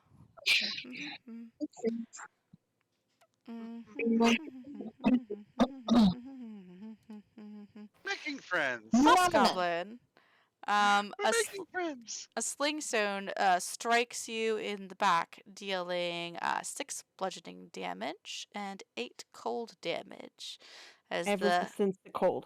You do have resistance to cold, so that's 4 cold damage. Okay. All right, and that is his turn. Tally, hey, guess whose turn it is? It's yours. Yeah, I'm not too thrilled about little one over there giving me a smack on the back of the head. So what I'm gonna do is I am going to as a bonus action shift, and you're gonna see some fangs growing out of her face a little bit there, and some glowing gold eyes, and her hair kind of gets a little bit disheveled. And let's see here, I gain 7 temporary hit points. And then I run over to new friend. And then I'm going to get my little battle axe here. I'm going to kind of swing. Actually swing twice because I have an extra attack. And I believe one of them is now a crit. So I get to do that one as the standard. Sure is and then I do it twice with the crit, right? Mm-hmm. And then... So time out 1 second. Time out. So the first one does not hit. Oh, okay, cool. Only the second one. So are you you can use the 5 and the 8 if you want, since you did that one for the crit. So that'll give you 13 damage. Oh, sorry. Okay. Yeah, 13 damage. That's math. Yes, correct. Yes. 8, 9, 10, 11, 12, 13, yes. Math. Sure. Alright, and then... Yeah, I... Yeah, just gonna hold with that one there, but yeah, that's what I did. And he goes, ah! And his blue blood kind of spatters across the ground, striking the snow like tiny, beautiful rain of sapphires.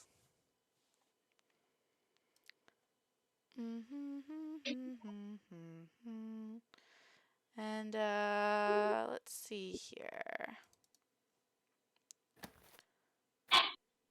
Oh, Wait a no. minute, I'm inspired. Do I get something for inspired?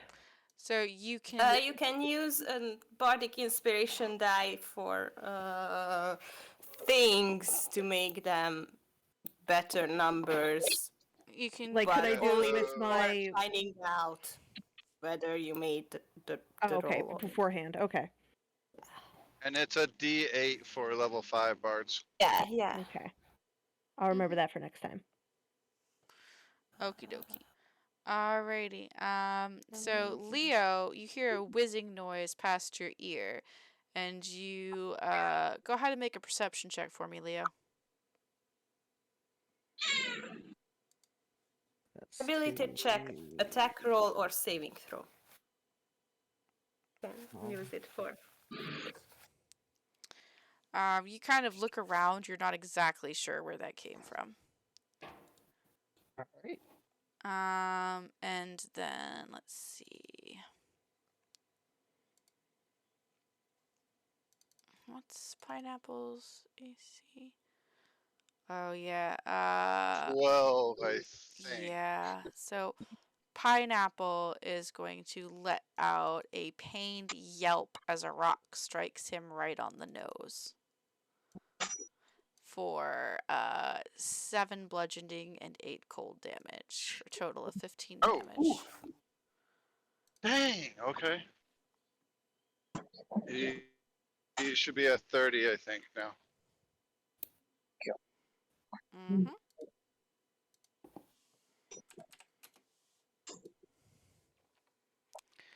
Minus 15. I think I know what I'll do for my next turn.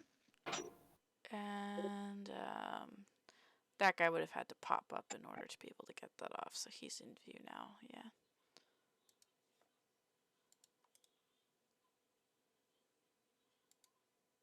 So that guy pops up. Cecilia, it's your turn.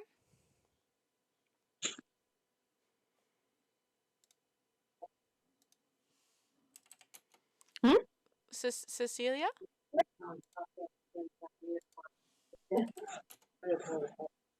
Hello? Cecilia? Sorry. I want to use hex.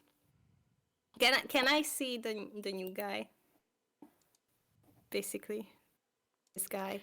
Yes, you can see that guy. He had to pop up in order to fire off at Pineapple. I want to hex him. Also, Damn it. hey, Austin, can you roll your perception check one more time? This is your favorite terrain, so you should be able to roll another one on that. Sure can.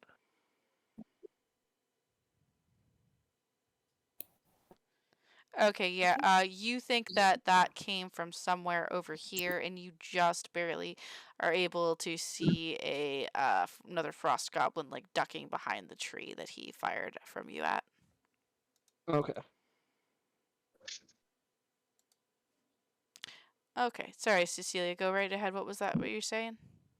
I want to hex this guy with my Alrighty. bonus action. Do I need to roll a And, saving throw for that, or is it just automatic?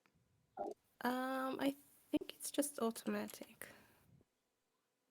I think there's a You saving can throw. see within range, yeah. Oh. And it's a concentration spell, so I don't know what to do with concentration spells, but Basically, if you take okay. damage, there's a chance that you could drop them, or if you cast another concentration spell, you immediately drop it no matter what. Okay. And I'm gonna attack with Eldritch Blast because that's good. Wait, no, wait, that's a bonus action too. Wait, I thought you were a bard. So you thought. But I've got this magic. That's true. Lute, not lute. A musical instrument. Oh boy. So that's yes. I think you hit him. Yep, and that's this much for. Is that a 10? It's a 10, okay. So 10 force damage and 1d6 necrotic. 1d6 was it? Yep, 1d6 necrotic. Okay. So, this one. Jesus Christ. Jesus Christ! Maximum damage! So Cecilia got really nervous when Goblins started multiplying. As they do. She heard this one story about an adventuring group that got ambushed by a group of goblins. They weren't ice goblins, but still, they barely survived and they still carry frightful stories with them. So she's just cautious. Oh Okay. wow. Yeah, no. He felt Especially bad. walking, yeah. Jeez. He's rethinking his life choices. Anything else for your turn, Cecilia? I don't think so. I think I like where I am. Okie dokie. Alright, it's Pineapple's turn. What is Pineapple doing, Blink? Can Pineapple tell which one hit him in the nose? Yes. Pineapple knows that the one that Cecilia just hit is the one that hit him in the nose.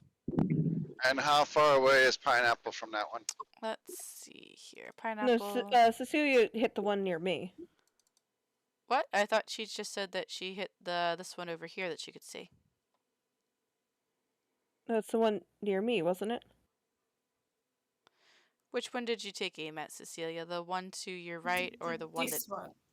To my right. This Okay. one. This one. Oh, wait. Let me just put him back up to normal.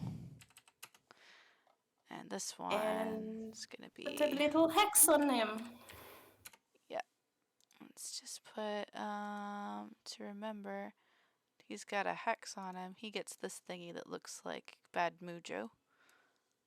Mad Bojo Jojo. Anywho, Pineapple, yeah. Pineapple knows the one who hit him, and it is 1, 2, 3, 4, 5, 6, 30 feet from him, and he has 50 feet of regular movement, so he can make it there if he wants to. The one he ran up to, is that one still alive? Yep, still alive and prone still, because it has not come back to his turn yet. Ah, okay.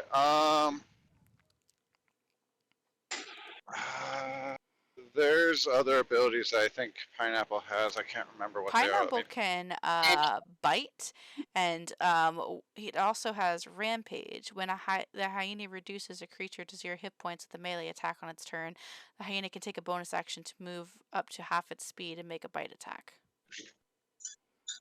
Ah, darn.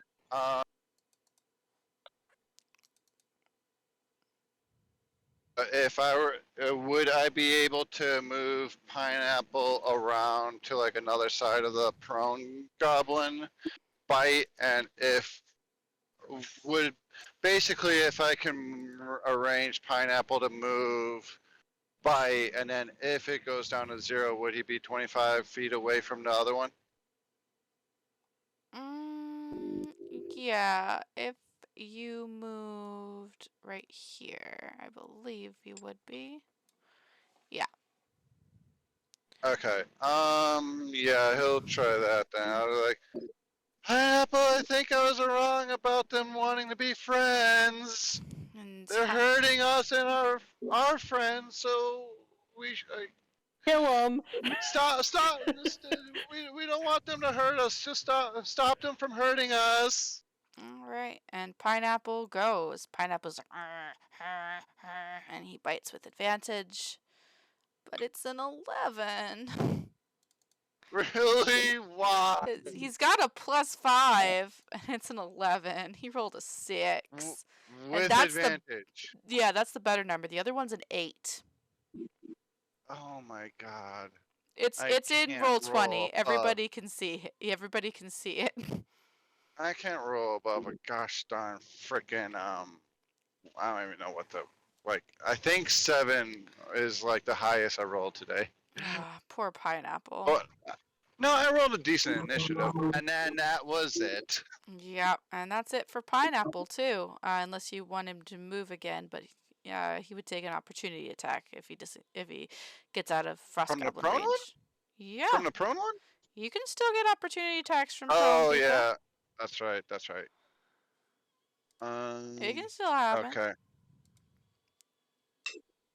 Yeah. All right. I'll do that then. I'll just leave him there. Samoon, it's your turn. Sammy Sam.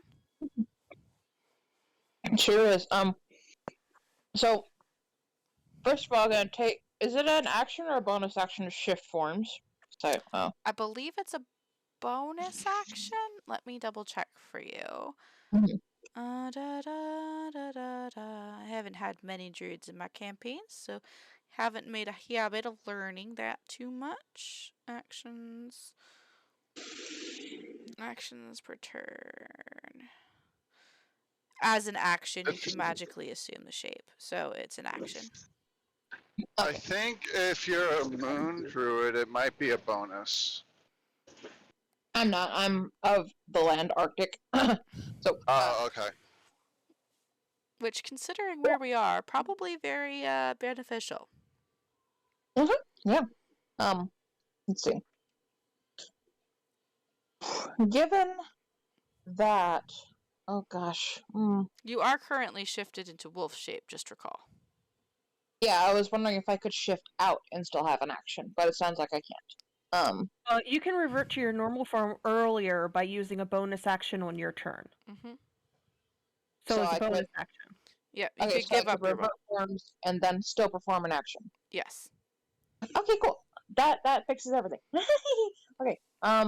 So Samoon has so far been pretty dazed by that first rock and looks like a little injured. Is gonna give a whine and a soft growl and run around here to Ranger question mark. I think this is our Ranger. Hello. Oh, time out. 1 second. 1 second. Just so you are aware, your Yes. wild shape's hit points are not your character's hit points. When your wild shape that you're in loses all of its hit points, you revert back to your regular form with your full normal hit points, just so you know. Gotcha. Okay. Roger. Okay. So Samoon is gonna pad around to the ranger, who assumedly has arrows and a bow and stuff, right? Has a crossbow and bolts. That'll work. Wait, would that work? Hang on. Okay. Well, let's try it anyway. So you see this wolf walk up to you, and then Samoon reverts forms right before you. The fur kind of seems to roll inward, and blue cloth and green cape and all that kind of rolls outward, and then she stands up to her full height of 8 feet. Big girl, tall girl, and she reaches out to touch her quiver of arrows, and she says, "We should not have intruded in their homeland. But as things are, before we get overwhelmed, please, let's try to quell this quickly." And she's going to impart upon you, if it works for both, which I don't see why it wouldn't. Let me get back to my sheet. Hang on. She's gonna cast at second level flame arrows. Doot, which should, if I read the spell correctly, allow you to add a d6 to your ranged attacks with fire damage. Yes? Yes, but I gotta cast it 3rd level because it starts at 3rd level. Okay, well that works. I don't know how to cast at different levels here. Sorry. Okie dokie. So now you get to add 1d6 of fire damage. Felix, there should be boxes over like next to the level spells just to keep track of what spell slots you've used. Oh yeah, thank you. Do. Oh yeah, it ticked automatically. Woo! I like that. Yay! Okay. And yeah, Samoon imparts that warning to you and says, just end this quickly. We shouldn't be here. We shouldn't have started this. It's not our home. It's not our place. But since this has already begun, let's just end it quickly and prevent further injury. And then I'm gonna end my turn then. Yeah. All right. As you end your turn, you hear a whirring noise. But a 10 does not hit you. As another frosty slingstone whips past your ear, and you jerk your head over to the side to see this guy standing on top of the rocks. Oh.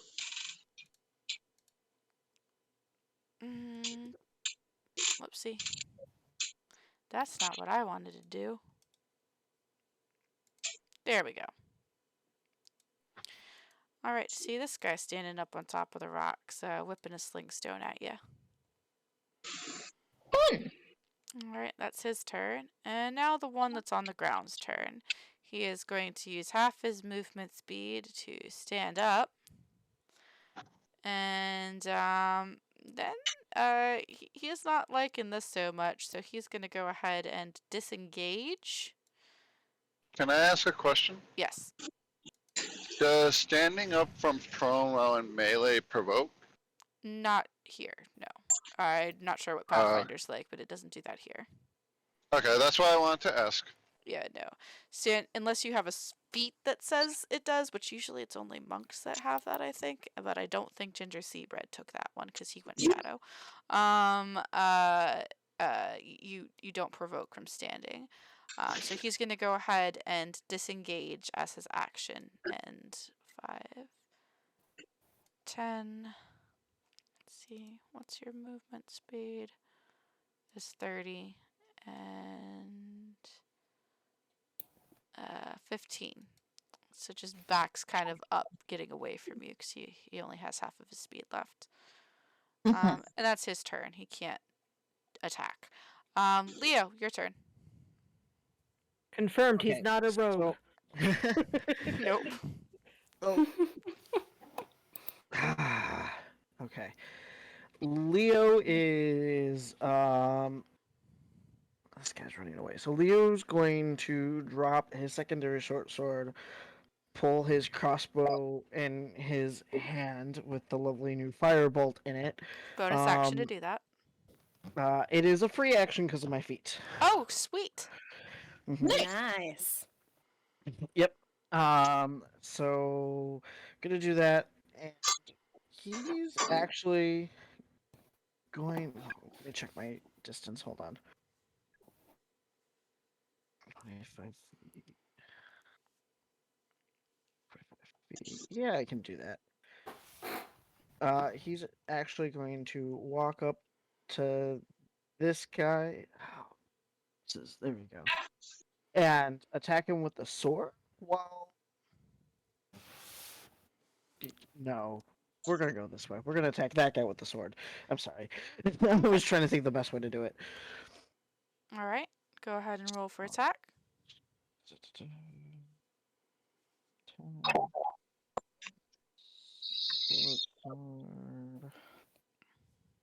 That hits. Yep. Just barely. Okay. I'm gonna roll the damage on this one because then he's gonna use his crossbow to shoot at the next nearest enemy. Because my feet also allows me to do that. So give me 1 second. Okay. I think that would probably be the one by Tally. Just because the other one over here past Samoon, you probably wouldn't be able to see over the literal Goliath. Yep. Right, Goliath. Makes sense. She is Goliath. I forgot she was a Goliath. Mhm. Okay, so that was the first one, and then my 6 damage. I He do does think not we've seen her more as a wolf than a Goliath so far today. It's true. He does not look I so don't well, by the way. The I one don't that you think that. just hit. Okay, I don't think the crossbow hit. It did not, no. Oh, and that would be the end of my turn. Okie dokie. Alright, it is now Blink's turn. Blink, what you doing? So, how many more goblins are there left There that are I'm able to see? currently 5. 5 on the board and 3 that you can physically see from where you currently are. You can move closer though. Okay. Are there any of those that are like within 20 feet of each other? Like, Yeah. or within a 20-foot cube of each other? There are, but there are also several of your allies that would fall within that cube as well, if you were about to cast Fairy Fire. And that just hits everybody, right? I do believe so, but let me double check for you.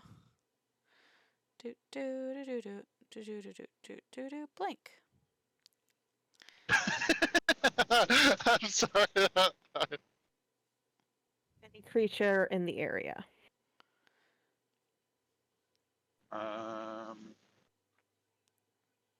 Which one of my friends is looking the most hurt right now?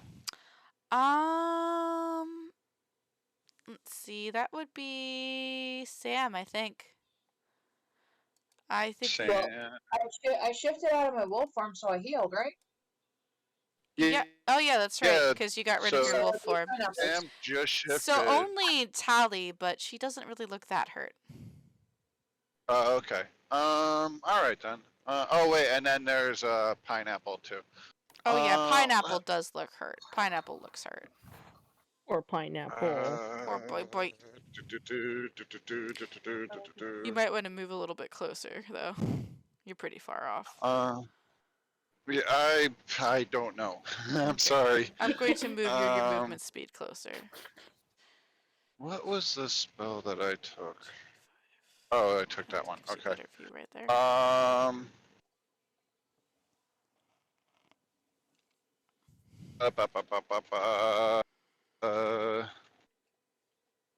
I think if this becomes a movie, my dog Rascal will play the voice of Pineapple.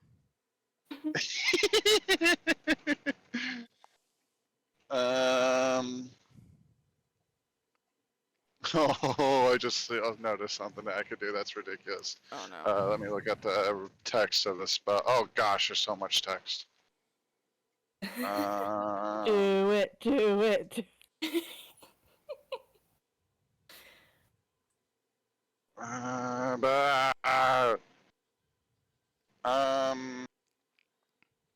What do it? So. What's the I spell? don't understand.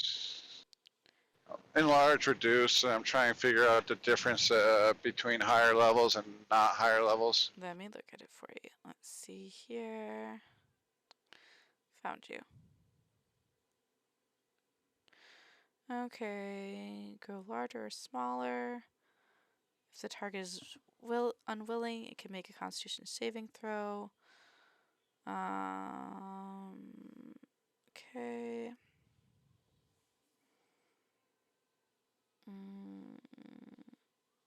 I don't believe it changes with level, actually. This isn't one of the ones that do. I have enlarge, reduce casted at 3rd level though. Yeah, because you can still cast it at 3rd level if you run out of spell slots for the lower level. Oh, you can okay. use a That spell was slot of a confusing. higher level to cast lower level spells. It's just not all not all looking lower for a level spell, spells do stuff. but I don't see it. I could have sworn I took heroism, or at least I thought I did. I'm not seeing it. I see motivational speech. Yeah, but I can't cast that one. I was going to do that, then I saw the casting time. I was like, "Fuck." Yeah. Preparation thing. I apologize. Can you do a quick read of enlarge? Enlarge, reduce. Yeah, the enlarged part of enlarge, reduce. Okay, the target size doubles in all dimensions and its weight is multiplied by 8. This growth increases its size by 1 category, from medium to large, for example. If there isn't enough room for the target to double in size, the creature or object attains the maximum possible size in the space available. Until the spell ends, the target also has advantage on strength checks and strength saving throws. The target's weapons also grow to match the new size. While these weapons are enlarged, the target's attacks with them deal 1d4 extra damage. I'm assuming that would transfer over to natural weapons. If you mean pineapple's teeth, yes, the bigger the teeth, the sharper the bite. Yeah, that's what. Yeah, I think I will fly over by pineapple and cast enlarge on him. Let's see here. And that doesn't take a spell slot for me.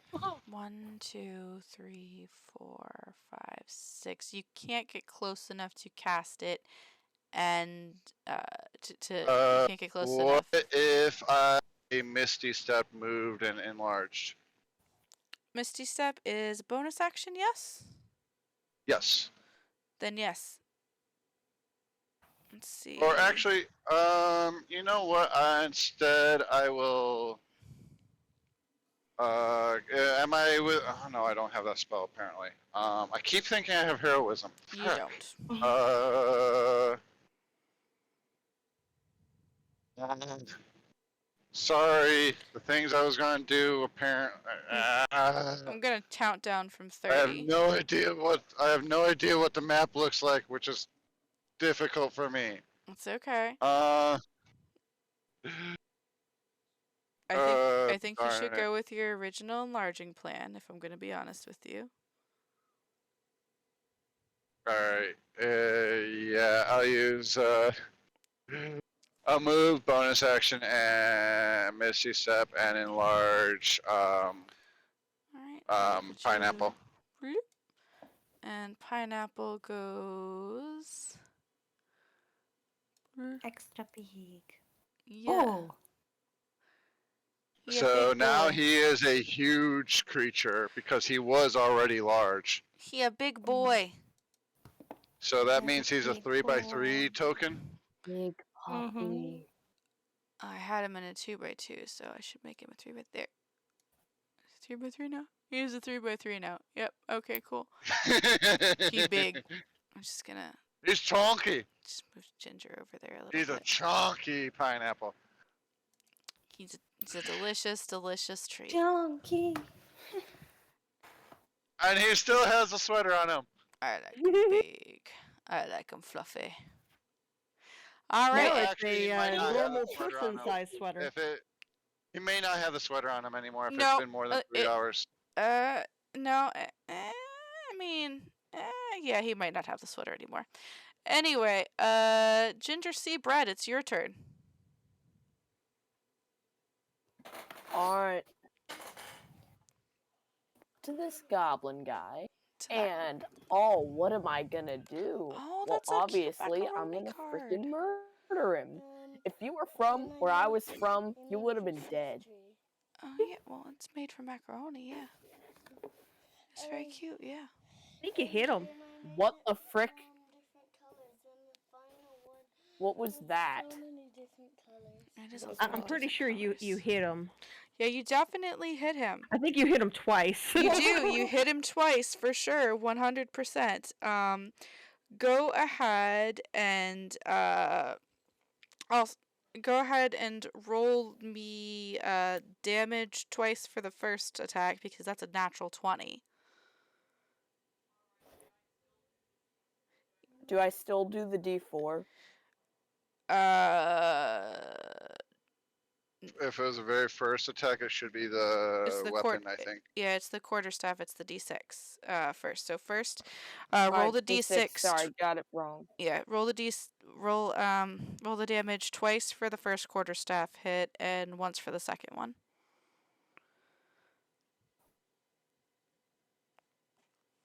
And I don't know if I'm misremembering this, but I thought the unarmed strike damage went to a D6 at level 5. Okay, so I don't know if that's right. it does. So hold on 1 second, Patrick. Mommy's doing this now. Okay. Yes, I see it. I told you it was very beautiful. Yeah, I know. I see it. Thank you. We're showing me crafts. I'm sorry.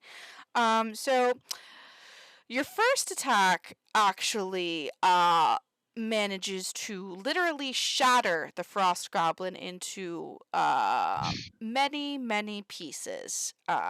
So if you want to, that second attack that you rolled, if you want to use the rest of your movement to go to this other frost goblin over here, you can use that attack and damage that you rolled for that guy if you want to. Yeah, that's exactly what I'm gonna do. Yep, so you just see Ginger C. Bread just smack this guy with his candy cane staff, shattering him into bits and pieces, a flying frozen goblin. And then he zoops right over here, and he smacks this guy with his quarterstaff again for an additional 10 damage. And you can do one of your bonus attacks on this guy because the other guy was dead before you could use a bonus attack on him.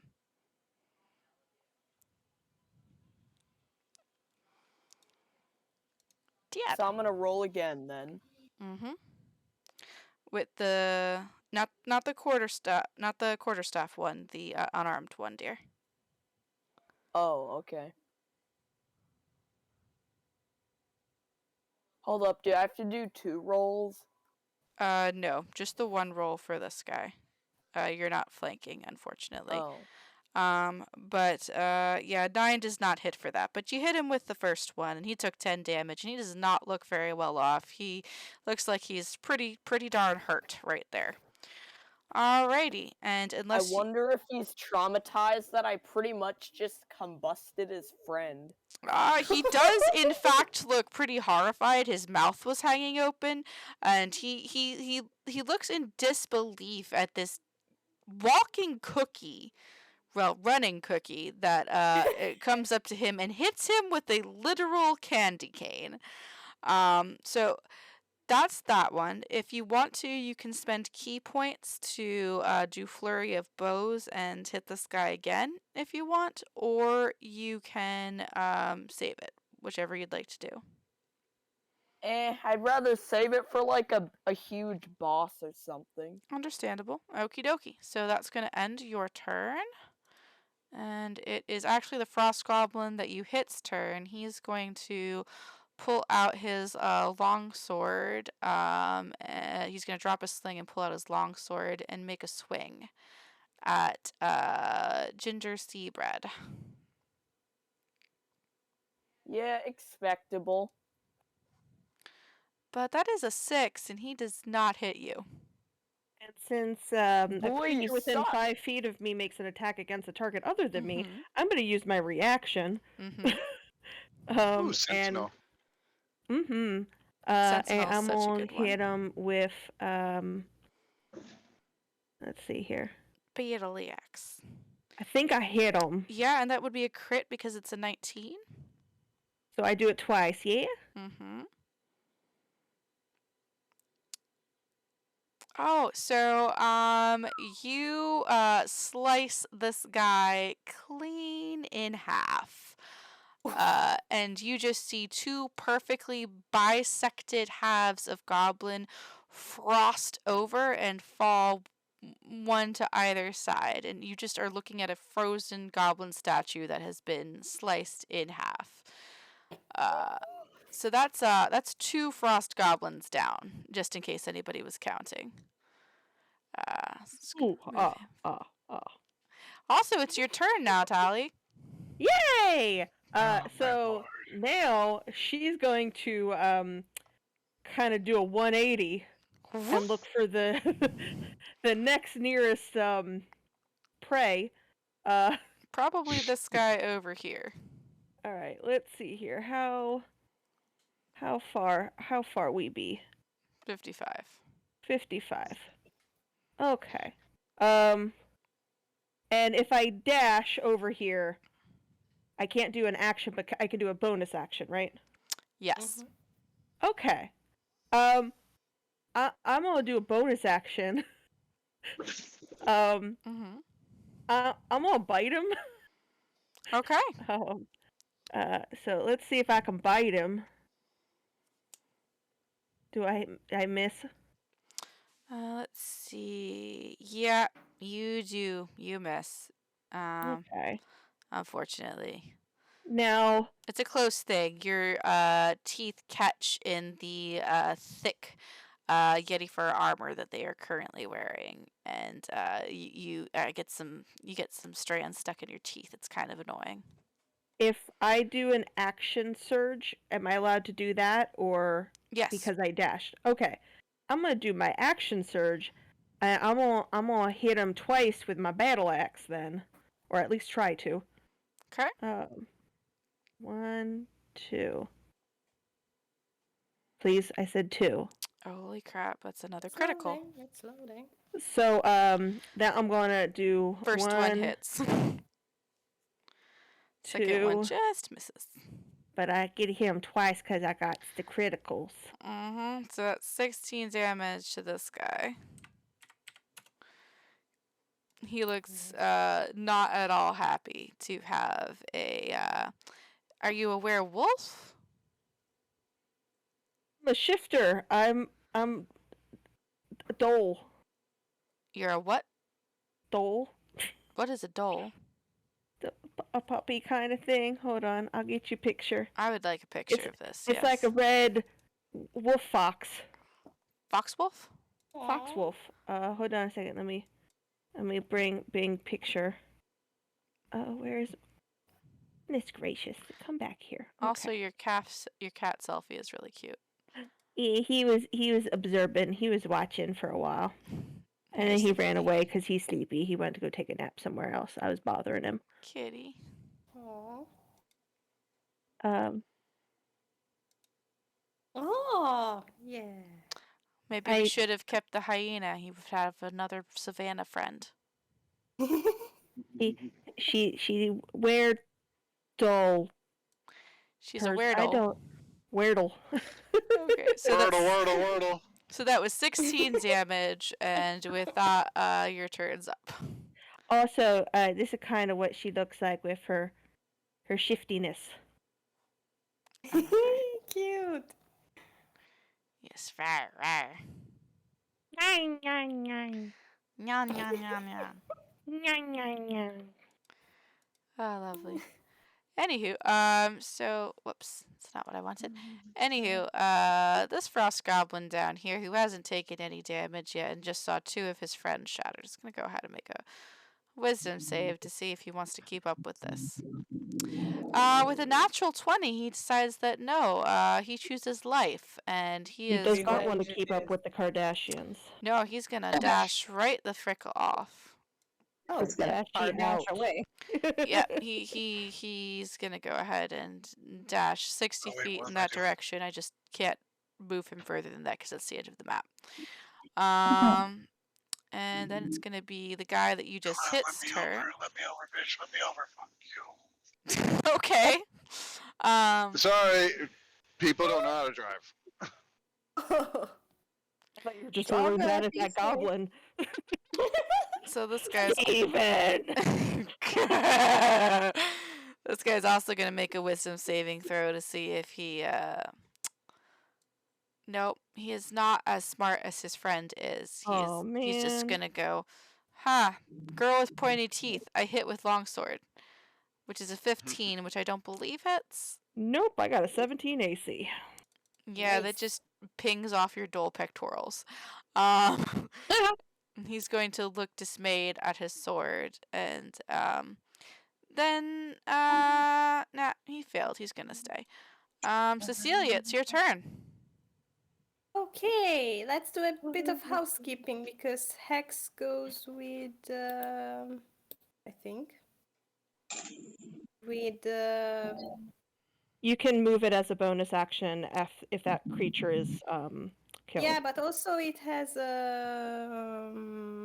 has a 60 thing foot that you limit or do when something? somebody also dies. choose one ability when you cast the spell. The target has disadvantage on ability checks. I choose wisdom, which I forgot to say before because Okie dokie.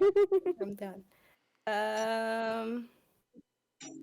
And if I move it as a bonus action, is that an action to cast the thingy? Yes, that's an action. So I move it to this guy. Is this one hurt at all? This other one? Sorry. Which one? This one. He is not at hurt. He is not at all hurt currently. No. Okay, then I'm moving Hex to this guy Okie dokie. So as a bonus action. he now has Hex. And I'm going to Toll the Dead. Yay! On him. All right, and he has disadvantage on that wisdom saving throw, correct? Yep. Cool. Nice. So that's a 6 straight up. And that's a 10 damage. No, plus- you need to roll 2d12 damage for Toll yes. Dead, because he has taken damage already. Let's do this. 2d12 and was it a d6 for the Hex? And it's a d6 for the Hex, I do believe, yes. Oh Lord. Let's get it out of the way. We're gonna take your 8. previous Toll the Dead damage just because I feel like that would be fairer. So that's actually going to be 13 damage to him. Thank you. Okay. Let's see. He looks in a decent amount of pain. Okay. Anything else for your turn, Celia? That was bonus action. Did you want to move at all? No, I like hiding there. Like, I can just see on each side of the tree the two goblins, and being far from them is very comfortable. So what I am picturing here is that Celia just gives this goblin the skunk eye and then pulls out a string of jingle bells that she borrowed from the deer tars and just quietly sings to herself, jingle bells, jingle all the way, while shaking them. And it just And the hurts the goblin just soul. feels immense pain. I'm just like, not another seasonal hit. It's Pineapple's turn. What's Pineapple doing? Pineapple big puppy. He a big puppy. Now, I don't know if there's an answer for this, but with being a huge creature now, did his reach change at all? I don't believe so. It doesn't say anything in the large spell about increasing their reach. Okay. Plus, bite attacks are usually 5 foot anyway, even with the larger monsters for the most part, unless they've got a super long neck. Okay, that makes a little bit more sense. Okay. I finally looked at the map and I just saw how big Pineapple is. He's so cute. He's such a good boy. Does that mean that you've got home now? No, I have been able to pull over. Oh, okay.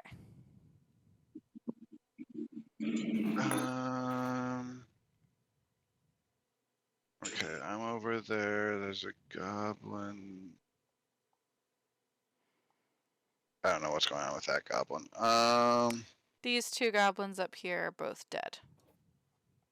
Okay. This goblin down here at the very bottom is actually further away than he really is. I just ran out of map to make him run away. This goblin is the one that is hexed, and Tali is currently ripping into like a side of beef. This goblin has taken no damage yet and is standing on a rock firing at people.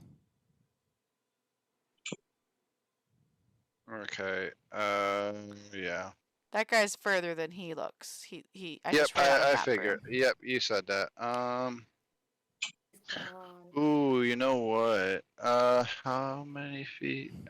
Wrong tool. You can reach either of the two goblins there. Yeah. No, I'm trying to see something here. 20 feet, that means...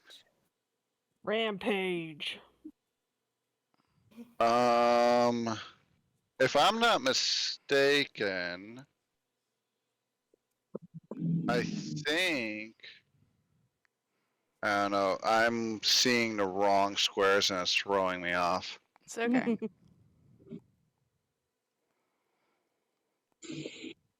Okay, I think I see the squares, so... It's within range of Rampage, if that's what you're trying to figure out. No, I'm trying to figure out something slightly different. 1, 2, 3... Well, he only has the one attack. I know, but I'm trying to figure something else for a little bit later. You're assuming they will live that long.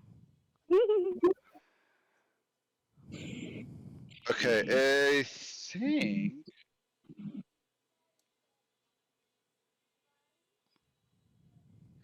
Oh, I'm actually... Okay, so... I'm gonna move him from that, like one side of his token would be that, and then the other side of his token would be that, if that makes sense. So you want to put him dead smack in the middle. Slightly more, so where he's in melee range of both of them. Awesome. He's currently in melee range of both of them. And then attack the wood.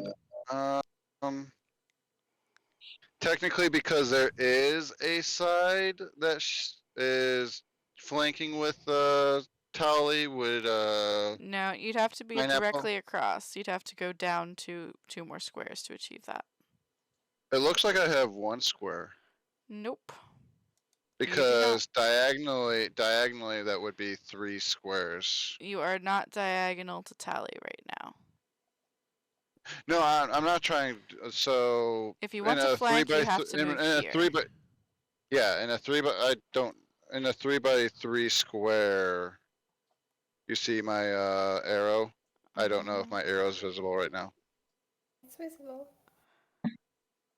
Yeah, like that. You're not currently flanking him, no. Oh, so I have to go 1 square down. You'd have to go 1 square down, and therefore you would not be in melee range of the upper goblin. So it's either you can be in melee range of both, or you can be flanking. Well, if I knock this thing out, I can go over there. And Dolly disappeared. Where'd I go? Oh no! Where did I think you selected our token when you selected your box. I didn't know I could delete myself. Love you too, darling. Don't delete yourself. I didn't know I could delete myself from existence. Look, every holiday season, when depression gets high, we're all in danger. No, anyway. +5 to hit. Okay, so. Can you bring me back to life, DM? No. I will. I will try. I will try to hit with flanking. So that's 1 roll +5. That's a 12. I didn't do the +5. You gotta wait for me to return so you can flank. There you go. Would 15 hit? A 15 does not hit, no. I understand how dangerous it is to use boxes and drawings now, Aaron. I understand. Gosh darn it. How did that not hit? That's why you never delete. Because he has a pretty fucking high AC. I can't hit. It would be a miracle if I could roll over a 10 tonight. It would be a miracle. You really need a high level rogue. So that's you never roll below. So that's it for pineapple. All right. 9. Yeah, so I think that'd be it for pineapple. Sure Movement is. attack. I don't think he has bonus stuff. It is. He does not. It is Sam's turn. It is Sam's turn. Let's see. Where is Sam? Sam is right there. Let's see. Well, to be perfectly honest, Sam's not all that kosher about beating up goblins when we basically came into their living room and burst through their front door and said hi. So all we said was hi. They didn't have to shoot us. Yeah, they could have chosen peace. They could have chosen life. They could have chosen Akita kisses. Oh my god. But yeah, she doesn't want to attack them, really. And plus, you guys seem to have it handled. So she's gonna look around and see who's the most injured, I guess? Still pineapple. Still pineapple. Okay.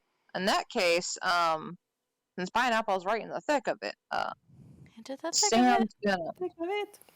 Oh my god. We're go over there. Wait, how much wait, let me go back. My movement speed is 30. 30, and each of these squares is 5 or 10. 5. Okay, so you can get. I can go straight up. You can go all the way into pineapple if you want to. You can go your own way. No, I think I'll just be like right here. And yeah, she's just gonna give him a pat on the boot, and I'm gonna move you out of pineapple's ass, just so. I wasn't in his ass. I was behind his tail. Thank you. that 3x3 square grid is friend, smell, sniff, friend. Yeah. Look, I know that you're still trying to overcome your wolfish instincts, but please. Oh my lord. Okay. You know what? You're right. I am so incredibly sorry. That was so rude of me. Anyway. She's gonna go over and Pineapple will remember this. Oh my god. Gonna touch, gonna heal. Cast. There we go. Gonna insert the doggy suppository. No. Bad DM. Bad. How tall is Pineapple? Oh, he has to be huge. I Like, mean, taller than She's any 8 of foot us. Sam's a tall, so I'm wondering Goliath. if this is like Sam if is this a is like Goliath. actual still puppy size. Sam is a Goliath. But also, probably gotta check Pineapple that, is yeah. 2 size categories bigger than Sam. So Pineapple gets 6 hit points back, and now I'm has probably 36 just hit points. tapping him on the ankle. There you go. And you are buffeted with Pineapple's tail wags. Whoomp whoomp whoomp. Take 1 cuteness damage. Delightful. Anything else for your Hey, turn? that actually can hurt sometimes. Oh, yeah, that 1d6 fucking does of hurt. damage. I don't think I have any bonus actions, and I think I used all of my movement to get You here, did. so Well, I'm just you gonna. got 10 feet left, actually, I think. Okay, I don't think I can get anywhere useful with 10 feet. Not really, no. So just gonna hunker down on the other side of whatever this is from this goblin. You And just you try to hide behind the rock that you're 2 times the size of. Anywho, you know what? That's fair. that frost goblin is gonna go ahead and make a wisdom save to see if he is smart enough to run. Defensive He squad. is. Right. He is very much smart enough to run. He fucking books it. Good job, boy. Run while you can. All right. Which one is that one? I have That's more the dead- bells. Oh God. Leo, it's your turn because that goblin's dead. 1 second. I put eye drops in my eyes thinking they would help, They and did now I not? can't see. Oh Nope. but God. They did not help. No, not at all. Do you need me to? Ugh. Are you okay? Yeah. Do you need me to I can call feel someone it. for you? No, it's fine. Do you want to hold your turn until later? I can see out of one eye. It's good. It's fine. Hey, Okay. Also, unrelated note, your fucking rainbow dice are bullshit.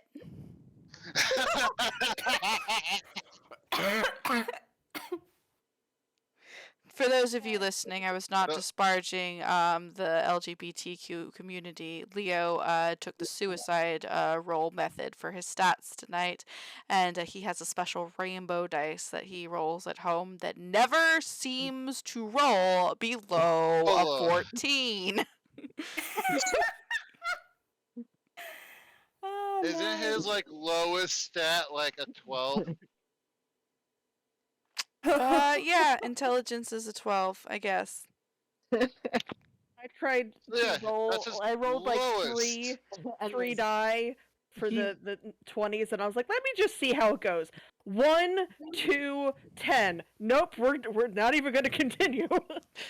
Yeah, so that die is blessed by fucking gods of all nations and creeds.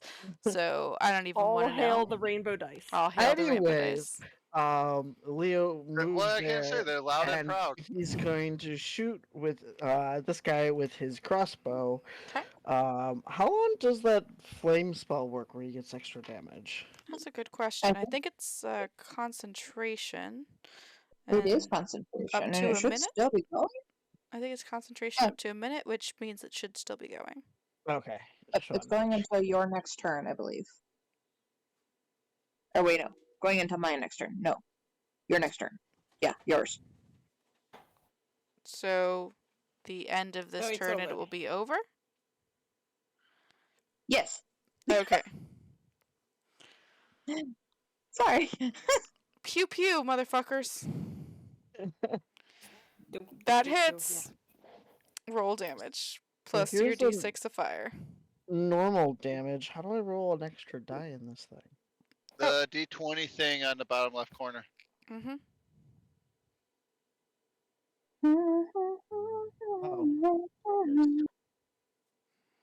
That's D6. Roll. So it's 11 damage. Actually, that is going to be 15 damage. They are vulnerable to fire. Oh, sweet. Ooh. That's why she did it. And he goes, Yeah. ah! Oh, I don't have fiery. Fire! That goblin is on fire! And that will be the end of Leo's turn. Okay, good job, Leo. Blink, you're up. Oh, I'm up. Let me look at the map real quick. Patrick? Do I have anything else that I got from the convention in that bag? I don't believe so, but I can look through it later for you, darling. But right now, Mommy's doing the Dungeon Singing Dragon. A tiny Batman? Maybe, but not right now, dear, because Mommy's doing the Dungeon Singing Dragon thing, so I need you to play with the toys that you have in the living room, and we'll look through that bag later, okay? Can I do it right now? Not right now. No, out you pop. Thank you. Oh, Sorry about darn. that. What was that? Wait, since I have 2 attacks technically per turn, can I fire my crossbow twice? Can I take a look at your sheet really quick? Yeah, because I believe at level 5. I think you got your second all attack, characters get yeah. yeah, I get 2 attacks. I'm pretty sure the answer is yes, but let me just double check. Because I ignore reloading, so. Fuck reloading. Reloading's a bitch. Yeah. Reloading would be a bonus action anyway, as far as I'm concerned. Okay, looked at the map. Let me look at my things I can do. So technically, with my 2-weapon fighting, I would get 2 normal attacks and 1 bonus attack, right? Wouldn't I? So I've been attacking Rob, but that's okay. Where is it?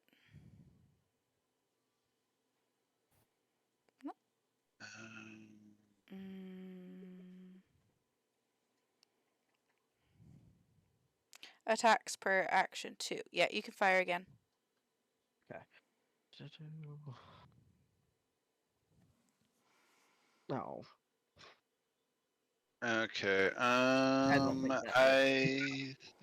No, that does not. Oh, actually, you know what? Even Hideous Laughter didn't take up a spell slot. Okay. I haven't even used a spell slot. Interesting. I believe that you did a healing spell, actually. No, that wasn't me. I That was think that me. was yeah. Oh, I was okay. healing All the right. pepper. Oh yeah, but somebody healed. Freaking Pineapple. no, Sam. Somebody healed Sam while No, they were I in wolf actually. form. They reverted. They reverted. Yeah, They reverted, but before that, somebody healed Sam while they were in their wolf form. Really? Oh. Yep. I think I think so, considered but it, it and then I know I considered it, then I didn't. Oh, okay. let me scroll up. Damage hit, check, damage hit, damage, hit. Either way, what are you doing for your turn, Blink? We'll figure out if you use a spell slot for that in a minute or two. Yeah. All right. I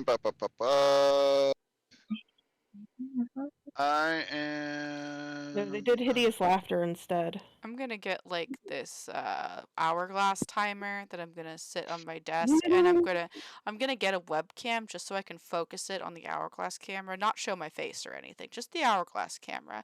And then every time it comes to Vaughn's turn, I'm gonna turn it upside down. Sorry, The hours I last. So are the I'm days that barely. I'm lucky if I get to look at a screen when it's my turn. I'm joking. What are you? How dare you carefully consider your moves? Careful consideration. And I had a thing, but I gotta take this stupid fucking call. Oh, okie doke. Well, we will pause Blink's action for now then. Ginger Seabread, what you doing?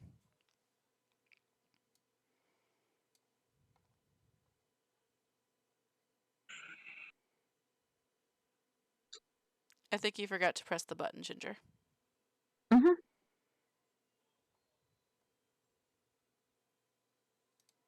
Still can't hear you. Jason! It's your turn.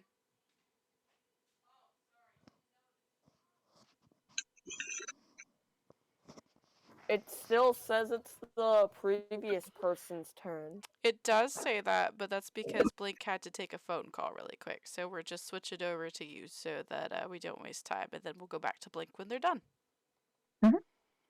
Alright. So I'm guessing the guy that we're trying to kill is right over where almost everybody is. Where the big dog is, yes. There's also another one. There's also two other ones running away. Oh, hold on a minute. I'm not sure if you have enough movement for that unless you use a key point. Let me take a look at your character real quick. Because I know you also have some shadow things that might help you. Should be fine. Come on, you. There you go.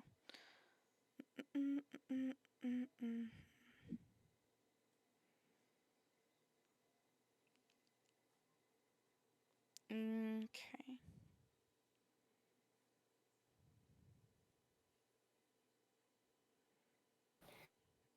And how much is your movement speed? 40 feet. Okay. 50 feet. Yeah, so you could use a key point to dash there.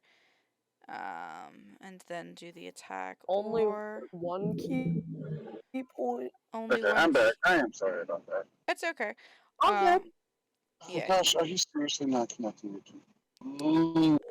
So Discord just won't. no, we can hear you. So yeah, Can't hear you. There we go. okay. So yeah, you use a key point and then you can dash to there because that's 50 feet. So yeah, and then you can still do your. Alright, I'm gonna do that then. You use a key point, you dash, and then you can go ahead and make your quarterstaff attack. First one. Do I have to do like the double roll thing again? Just do the single one for now, just in case you deal so much damage that you murder him. So okay, cool. You hit with your first one. Go ahead and roll damage on that. Alright, it's the 1d6 again, right? That is correct. So that's 8 damage. Alright, he's not dead yet. Go ahead and do your unarmed bonus one.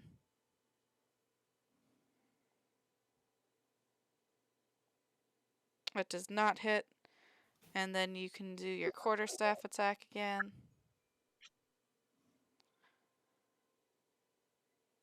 That does not hit, unfortunately. Let me see. And then you can. I'm not sure if you can do the next one. Hold on 1 second for me. Let me reread your ability really quick. The action. Come on. There we go. Alright.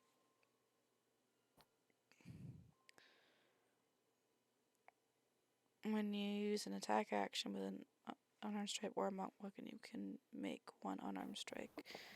Okie dokie. Yeah, you can do one more of the bonus action ones. Yep. Oh, the unarmed strike? Yep, one more.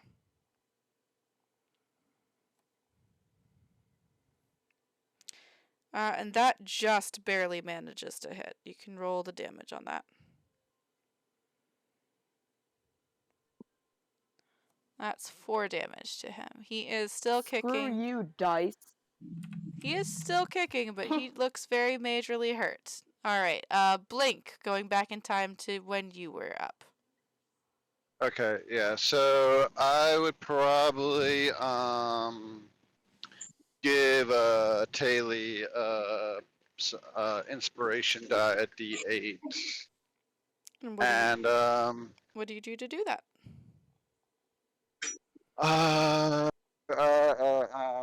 Taylor, I had a thing. Which weapon was she using? I know she used a bite. Battle axe and bite. You were biting. Battle Battle axes axing and biting. I still did not hear the first thing. Battle Battle axe. axe. Battle axe. Battle axe.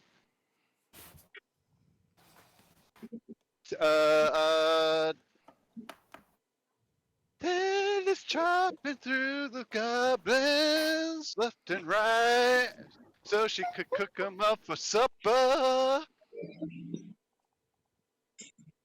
I don't Hell know. yeah. Guitar solo. Alright. So that's a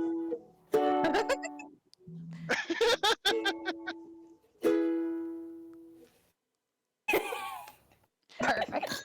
and Teamwork. so that's your bonus action, I do believe. So what's your action gonna be? My action will be I don't think I don't have anything for a bonus action. So That was your bonus action. or Inspiration. action. That's I meant to say action.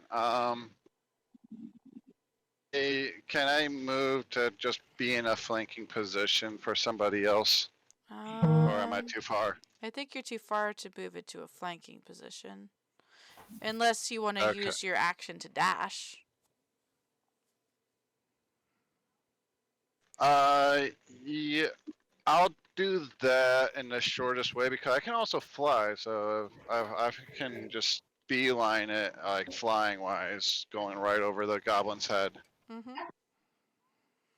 You zoop.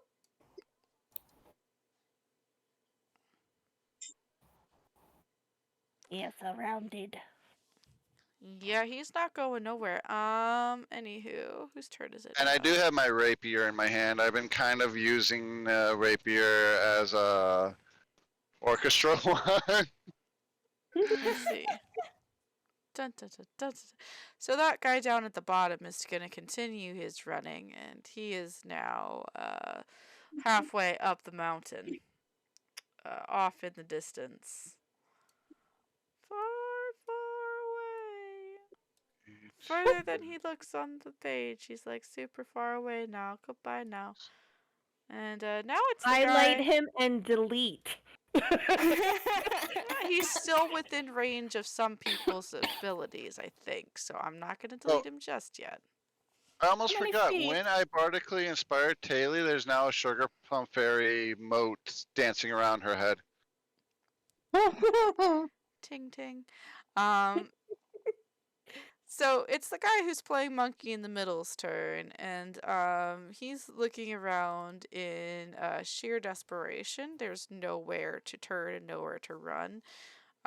So he's going to lash out at the most vulnerable looking one that's there, which is the tiny fairy. I do have armor on. That's a fucking 5. You're not So wearing your shirt. that's a 5. Oh wait, yeah, that's right. Yeah, okay. I guess I don't have armor on Yeah. canonically. No, none at all. So that's a 5. So they definitely don't hit you. And Tally, I do believe you have something to say about that. I miss. Aw. I Use your should have used my inspiration. Inspiration. Well, we don't know the Yeah, you exact. have two. I I haven't. know I No, have 2 right now. Gosh, I mean- keep forgetting to use it. I haven't said if you've missed or not yet. So yeah. Yeah. Okay. It was at least one of them. You can let's see, only use eight. one at a time. You can only use one at a time. Okay, how I? Oh no! Just- Oh no! Hold on! X.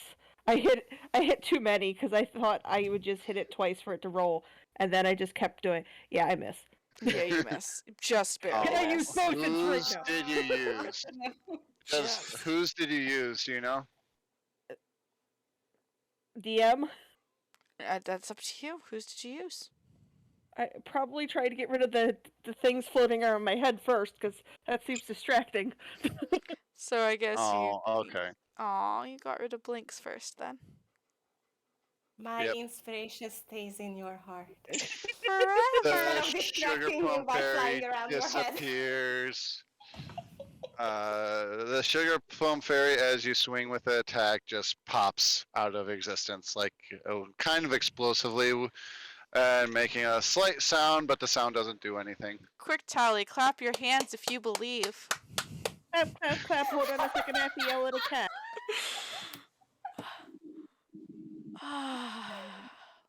I'm gonna get sued by so many people tonight. Anyway, that's I the don't know frost. what you're talking about. We're just talking fairies. What's a Fairy tales are public domain. frost Rin. goblin? He's gonna try and run, Oh, and since you're flying, he's trying to duck underneath you. That's gonna be opportunity attacks from Ginger, Tally, and Pineapple. I'll roll pineapples. Would it also provoke from me? If he makes it that Also, far. did Tali roll with advantage? No, For Tally the did flank? not roll with advantage. Tally, roll your battle axe one more time. With whatever you rolled for that inspiration die. Yeah, so Oh! that battle axe hits. Also, roll again because he's running. Gets 12 damage. And then also with that That's hit, not running anyway. fairy explodes and actually does do additional damage to the goblin. Oh, does it? Well, how much additional damage? I think it's it's the same amount of damage that the inspiration die was rolled. Which is a d8, so roll a d8. Oh, I think it's the same number that was the bonus. Oh, so that's Then 2. To her to hit. So that's so that's 2, which is Mm-hmm. exactly how many hit points he had left. So It It's not running thunderously anywhere. explodes. So it thunderously thunderously explodes, spraying him with delectable purple sugar glitter across his back, and it cries out, "Ah!" And he falls to the ground, writhing It's as like the salting sugar. Yep. salting the snowy roads. It but with burns sugar. through his icy flesh until you're looking at a corpse that looks like somebody made like an ice sculpture of a goblin and then literally threw salt on it. Oh my god. He dead now. So is You this still guy hurt? Yeah. So Cecilia, it's your turn and he is running. Is this guy hurt? Is he hurt? Yeah, he is. Leo hit him with fire. Then I'm going to walk up to it a bit closer. Transfer my hex as a bonus action. We're gonna do that And for sure. Gosh. Jingle bells, jingle bells. Jingle all the the grave. hex. You're gonna die today, and that's a wisdom saving throw. And I'm assuming he has disadvantage because you transferred your hex.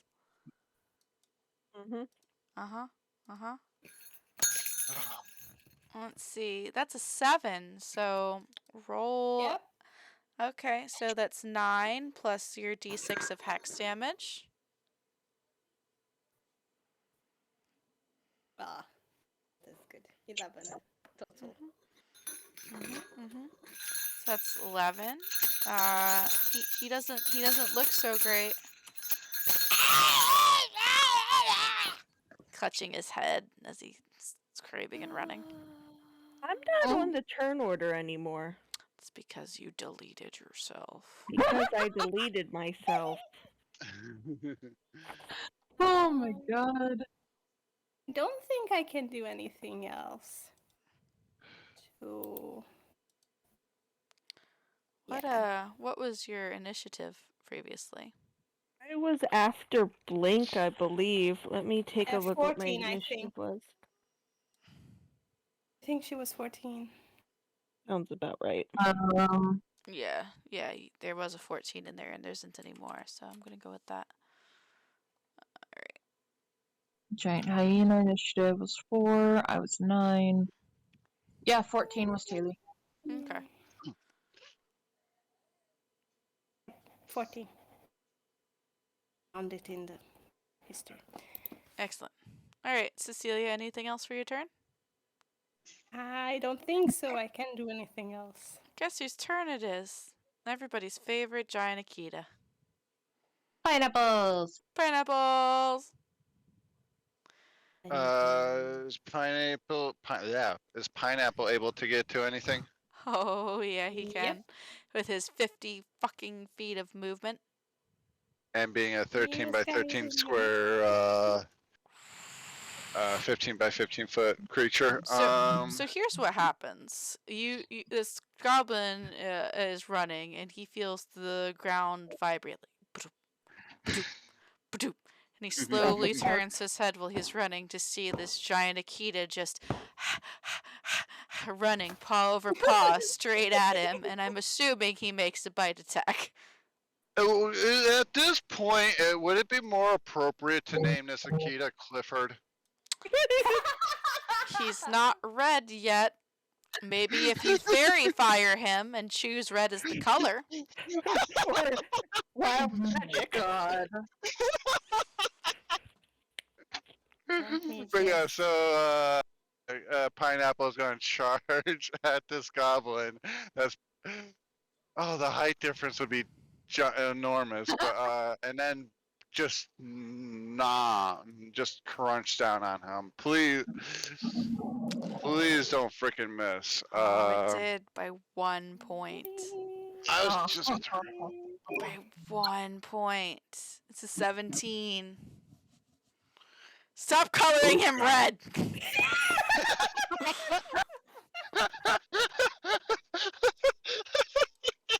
Be careful, don't delete him by accident. He deleted.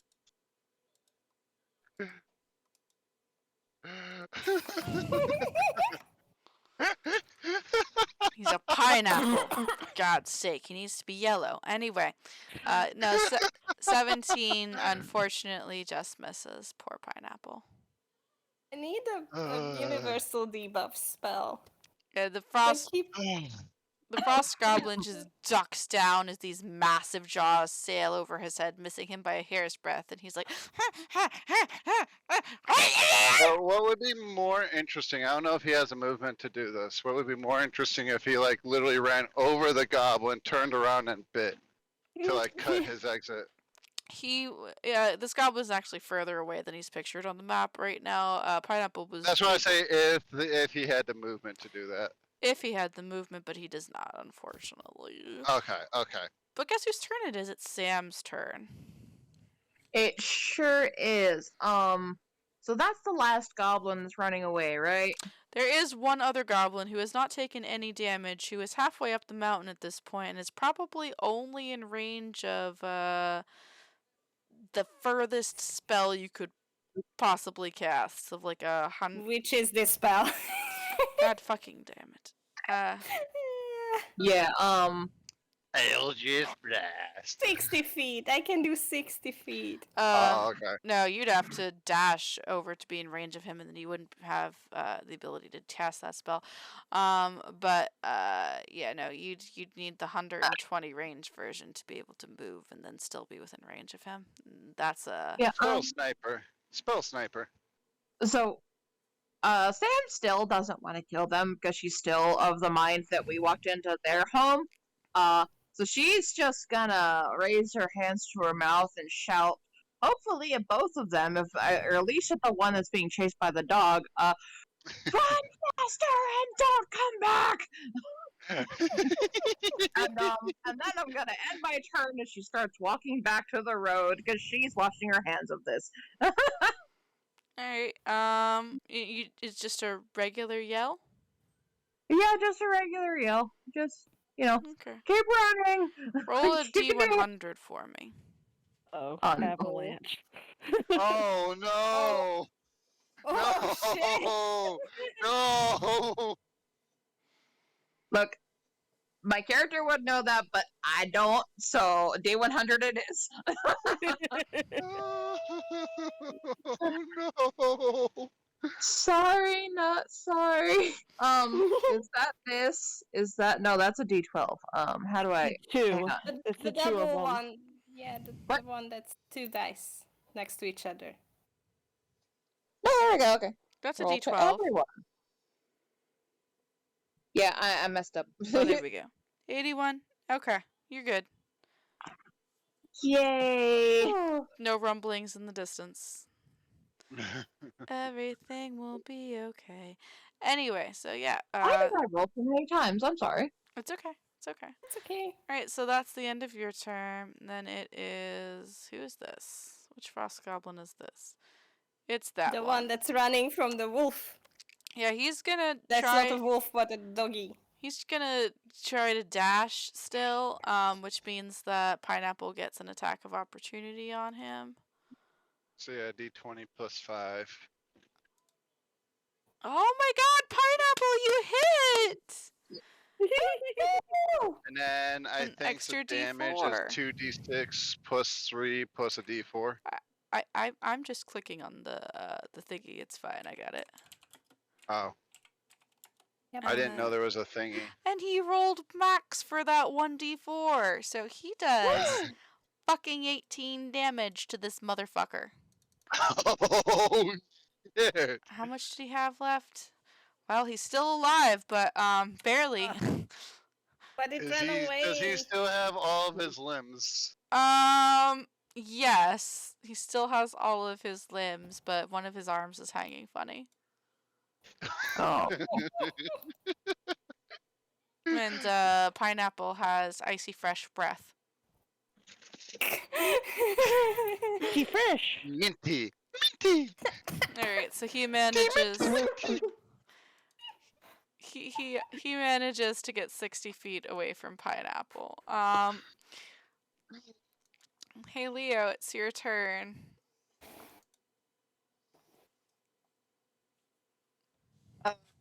Okay, how technically far is this goblin since he's at the edge of the map and he was still running?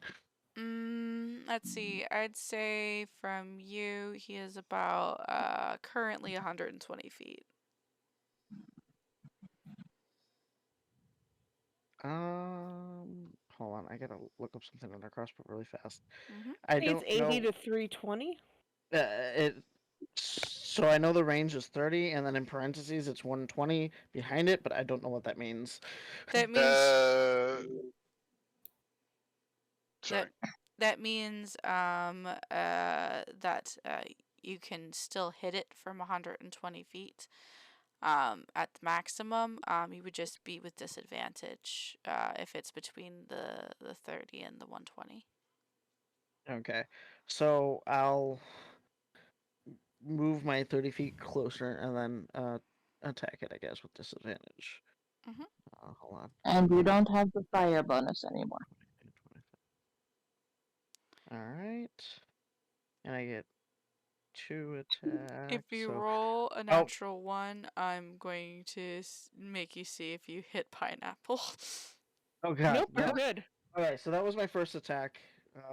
Because of disadvantage, because I forgot you could just click the thing. Alright, so yep, first one hits. Go I'll ahead and do roll damage on that. Yeah, that's 7 damage. He stumbles, the crossbow bolt in his back, but he's still limping along. He's Alright, just barely hanging on there.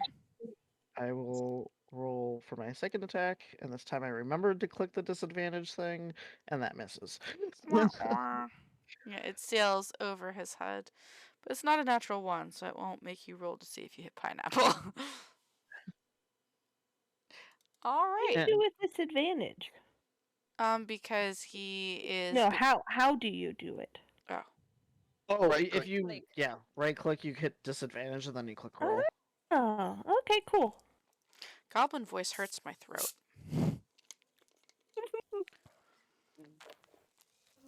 Well, maybe People are really ice good goblins now. are different, and they don't speak like normal goblins. Maybe they sound totally normal. It throws travelers off.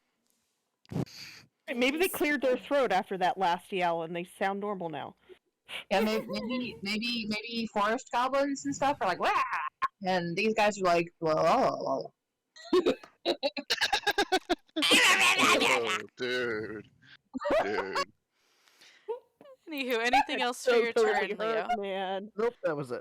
Okie dokie. Blink, you're up. Oh, I'm up already? Oh, I did not think I would be up again. There aren't that many goblins left to eat up the turn order. That's true. They're all yeah, dead. realizing that this fight's basically over, I'll just yell "It's okay, Pineapple! I think they're not gonna come back anymore!" And D100. Yeah. Oh,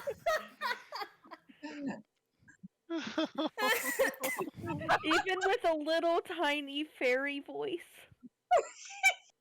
What was that? Okay, 82. You're fine. Oh wow. Everything's Okay. fine. That's the same. You're lucky. All right. That's Anything the else for same. your No, turn, it was Blink? 81. Okay. What are people looking like right now? The only one hurt is Pineapple.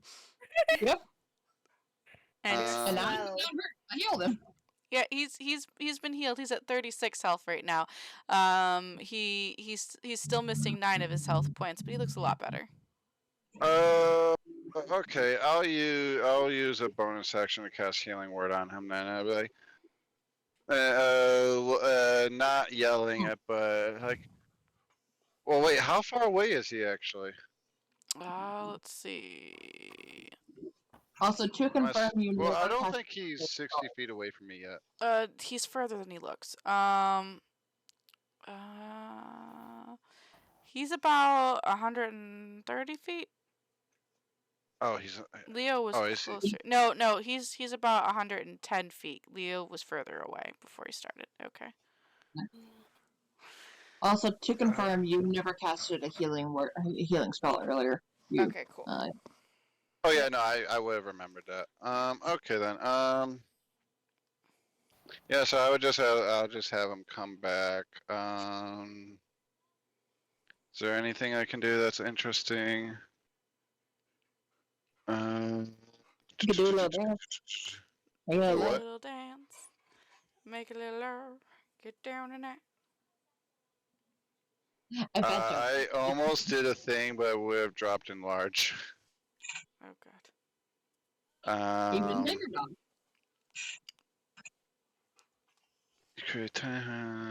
Yeah, no, I end my turn. Okie dokie. Ginger Sea Bread, you're up. Just to let you know though, all of the goblins are pretty much out of your reach, even if you use a key point to dash. What, so you're saying I can't do anything? Yeah, they're running away. One of them's almost dead. But they're running away. Let me Cowards. see. Yeah, they are. Let me see if you have a ranged weapon that you might be able to shoot them with. Do you have a ranged weapon? Possibly a dagger, but that's not far range. You have darts. I mean, I do have this dart thing. You do have your darts. You can still do it within 60 feet. So what you could do is you've got 40 feet of movement, you can 80 feet. If you dash towards the goblin over here, you'd still be able to throw a dart at it. It would be with disadvantage though, just because of it would be disadvantaged though, just because of the distance it would still be at.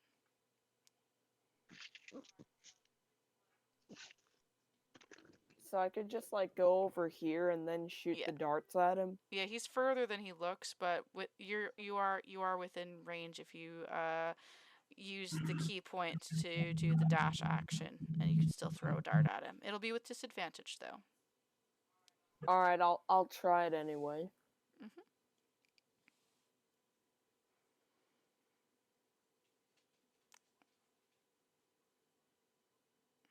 Okay, so the first one doesn't hit, but you do have one more attack action you can make. Roll with disadvantage for another dart if you want to. Oh man. You hate to see it. You hate to see it. Oh my god. Natural 20 and then a natural 1. Oh god. Oh no. Let me get the crit fail chart. Oh no. Oh no. This could be so. This is the first. Not pineapple. Not pineapple. Man. Alright, go ahead and roll me a D100. A D100? How the hell do I do that? So you go to the little dice at the bottom left corner, click it, and then that list of dice that pops up, you click the one that's double dice.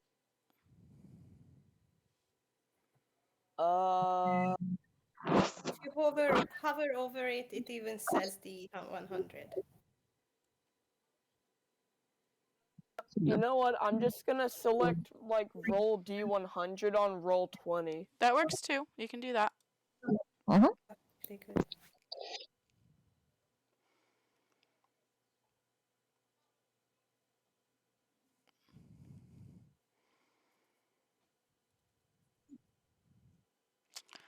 Okay, let's see here. Why Please. do I always get the worst stuff? I mean, like, it's a crit fail chart. All of it's the worst stuff. No matter what you rolled. I'm just determining which worst stuff you get. Go ahead and roll a dexterity saving throw. Whatever.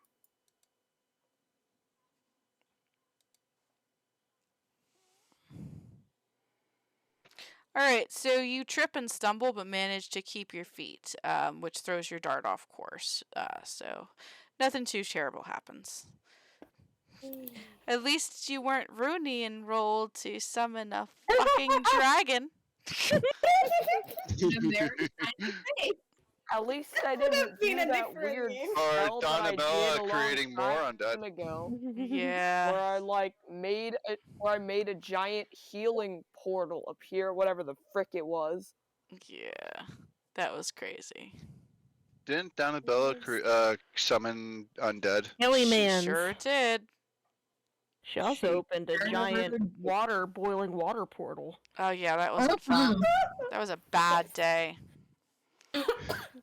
It was a day. Anywho, that's your turn, Ginger Seabread. Tally, you're up. Anything? My crossbow is different than Leo's crossbow because mine says 80/320. Is it a different kind of crossbow? There's 3 different It kinds of might be. crossbows. So I Yeah. would like to try to hit him with my longer crossbow, apparently. Yeah, mine's a hand crossbow. Yeah, With- it's smaller. With my inspiration. Okay. Because I'm remembering that. All there we right. So it will be with disadvantage, but you can add inspiration to it. You can also add inspiration after you roll the die, but before the result. go. And so then it's a D8, right? Mm-hmm. Yep. Having 2 bards on a team. So yeah, you hit. Roll damage. Yay! Do you know what the funny thing was? I was also almost a bard, but I changed my mind. You guys could have been a group of carolers. Also describe a caroling. Sorry. describe the death of this goblin as your arrow pierces it in the back. I'm just hoping that he explodes. He does. He shatters into a million snowflakes that gently poof around Pineapple, who snaps at them playfully through the air. Aww. That was adorable. And then it is the last living goblin's turn, and he runs further up the mountain and disappears from view. We're going to pause right here. Guys, we have 2 options, and I will defer to what any of you guys want because I don't have work tomorrow, so I don't care. So option number 1, we take a quick bathroom break for myself and the dog, and we come back in about 15 minutes to continue the game to get the heart gem back. Option number 2, if you guys are up for it, we can pick up tomorrow at whatever time is good for you guys and continue the adventure of the one shot. I am totally fine with tomorrow, as I do have to get up for work at 6 in the morning. Okay, we've got 1 vote for tomorrow. What have we got from everybody else? I'm Tomorrow would thinking work better tomorrow for as me. well, since I'm starting to get a bit tired as well as wanting to do something else.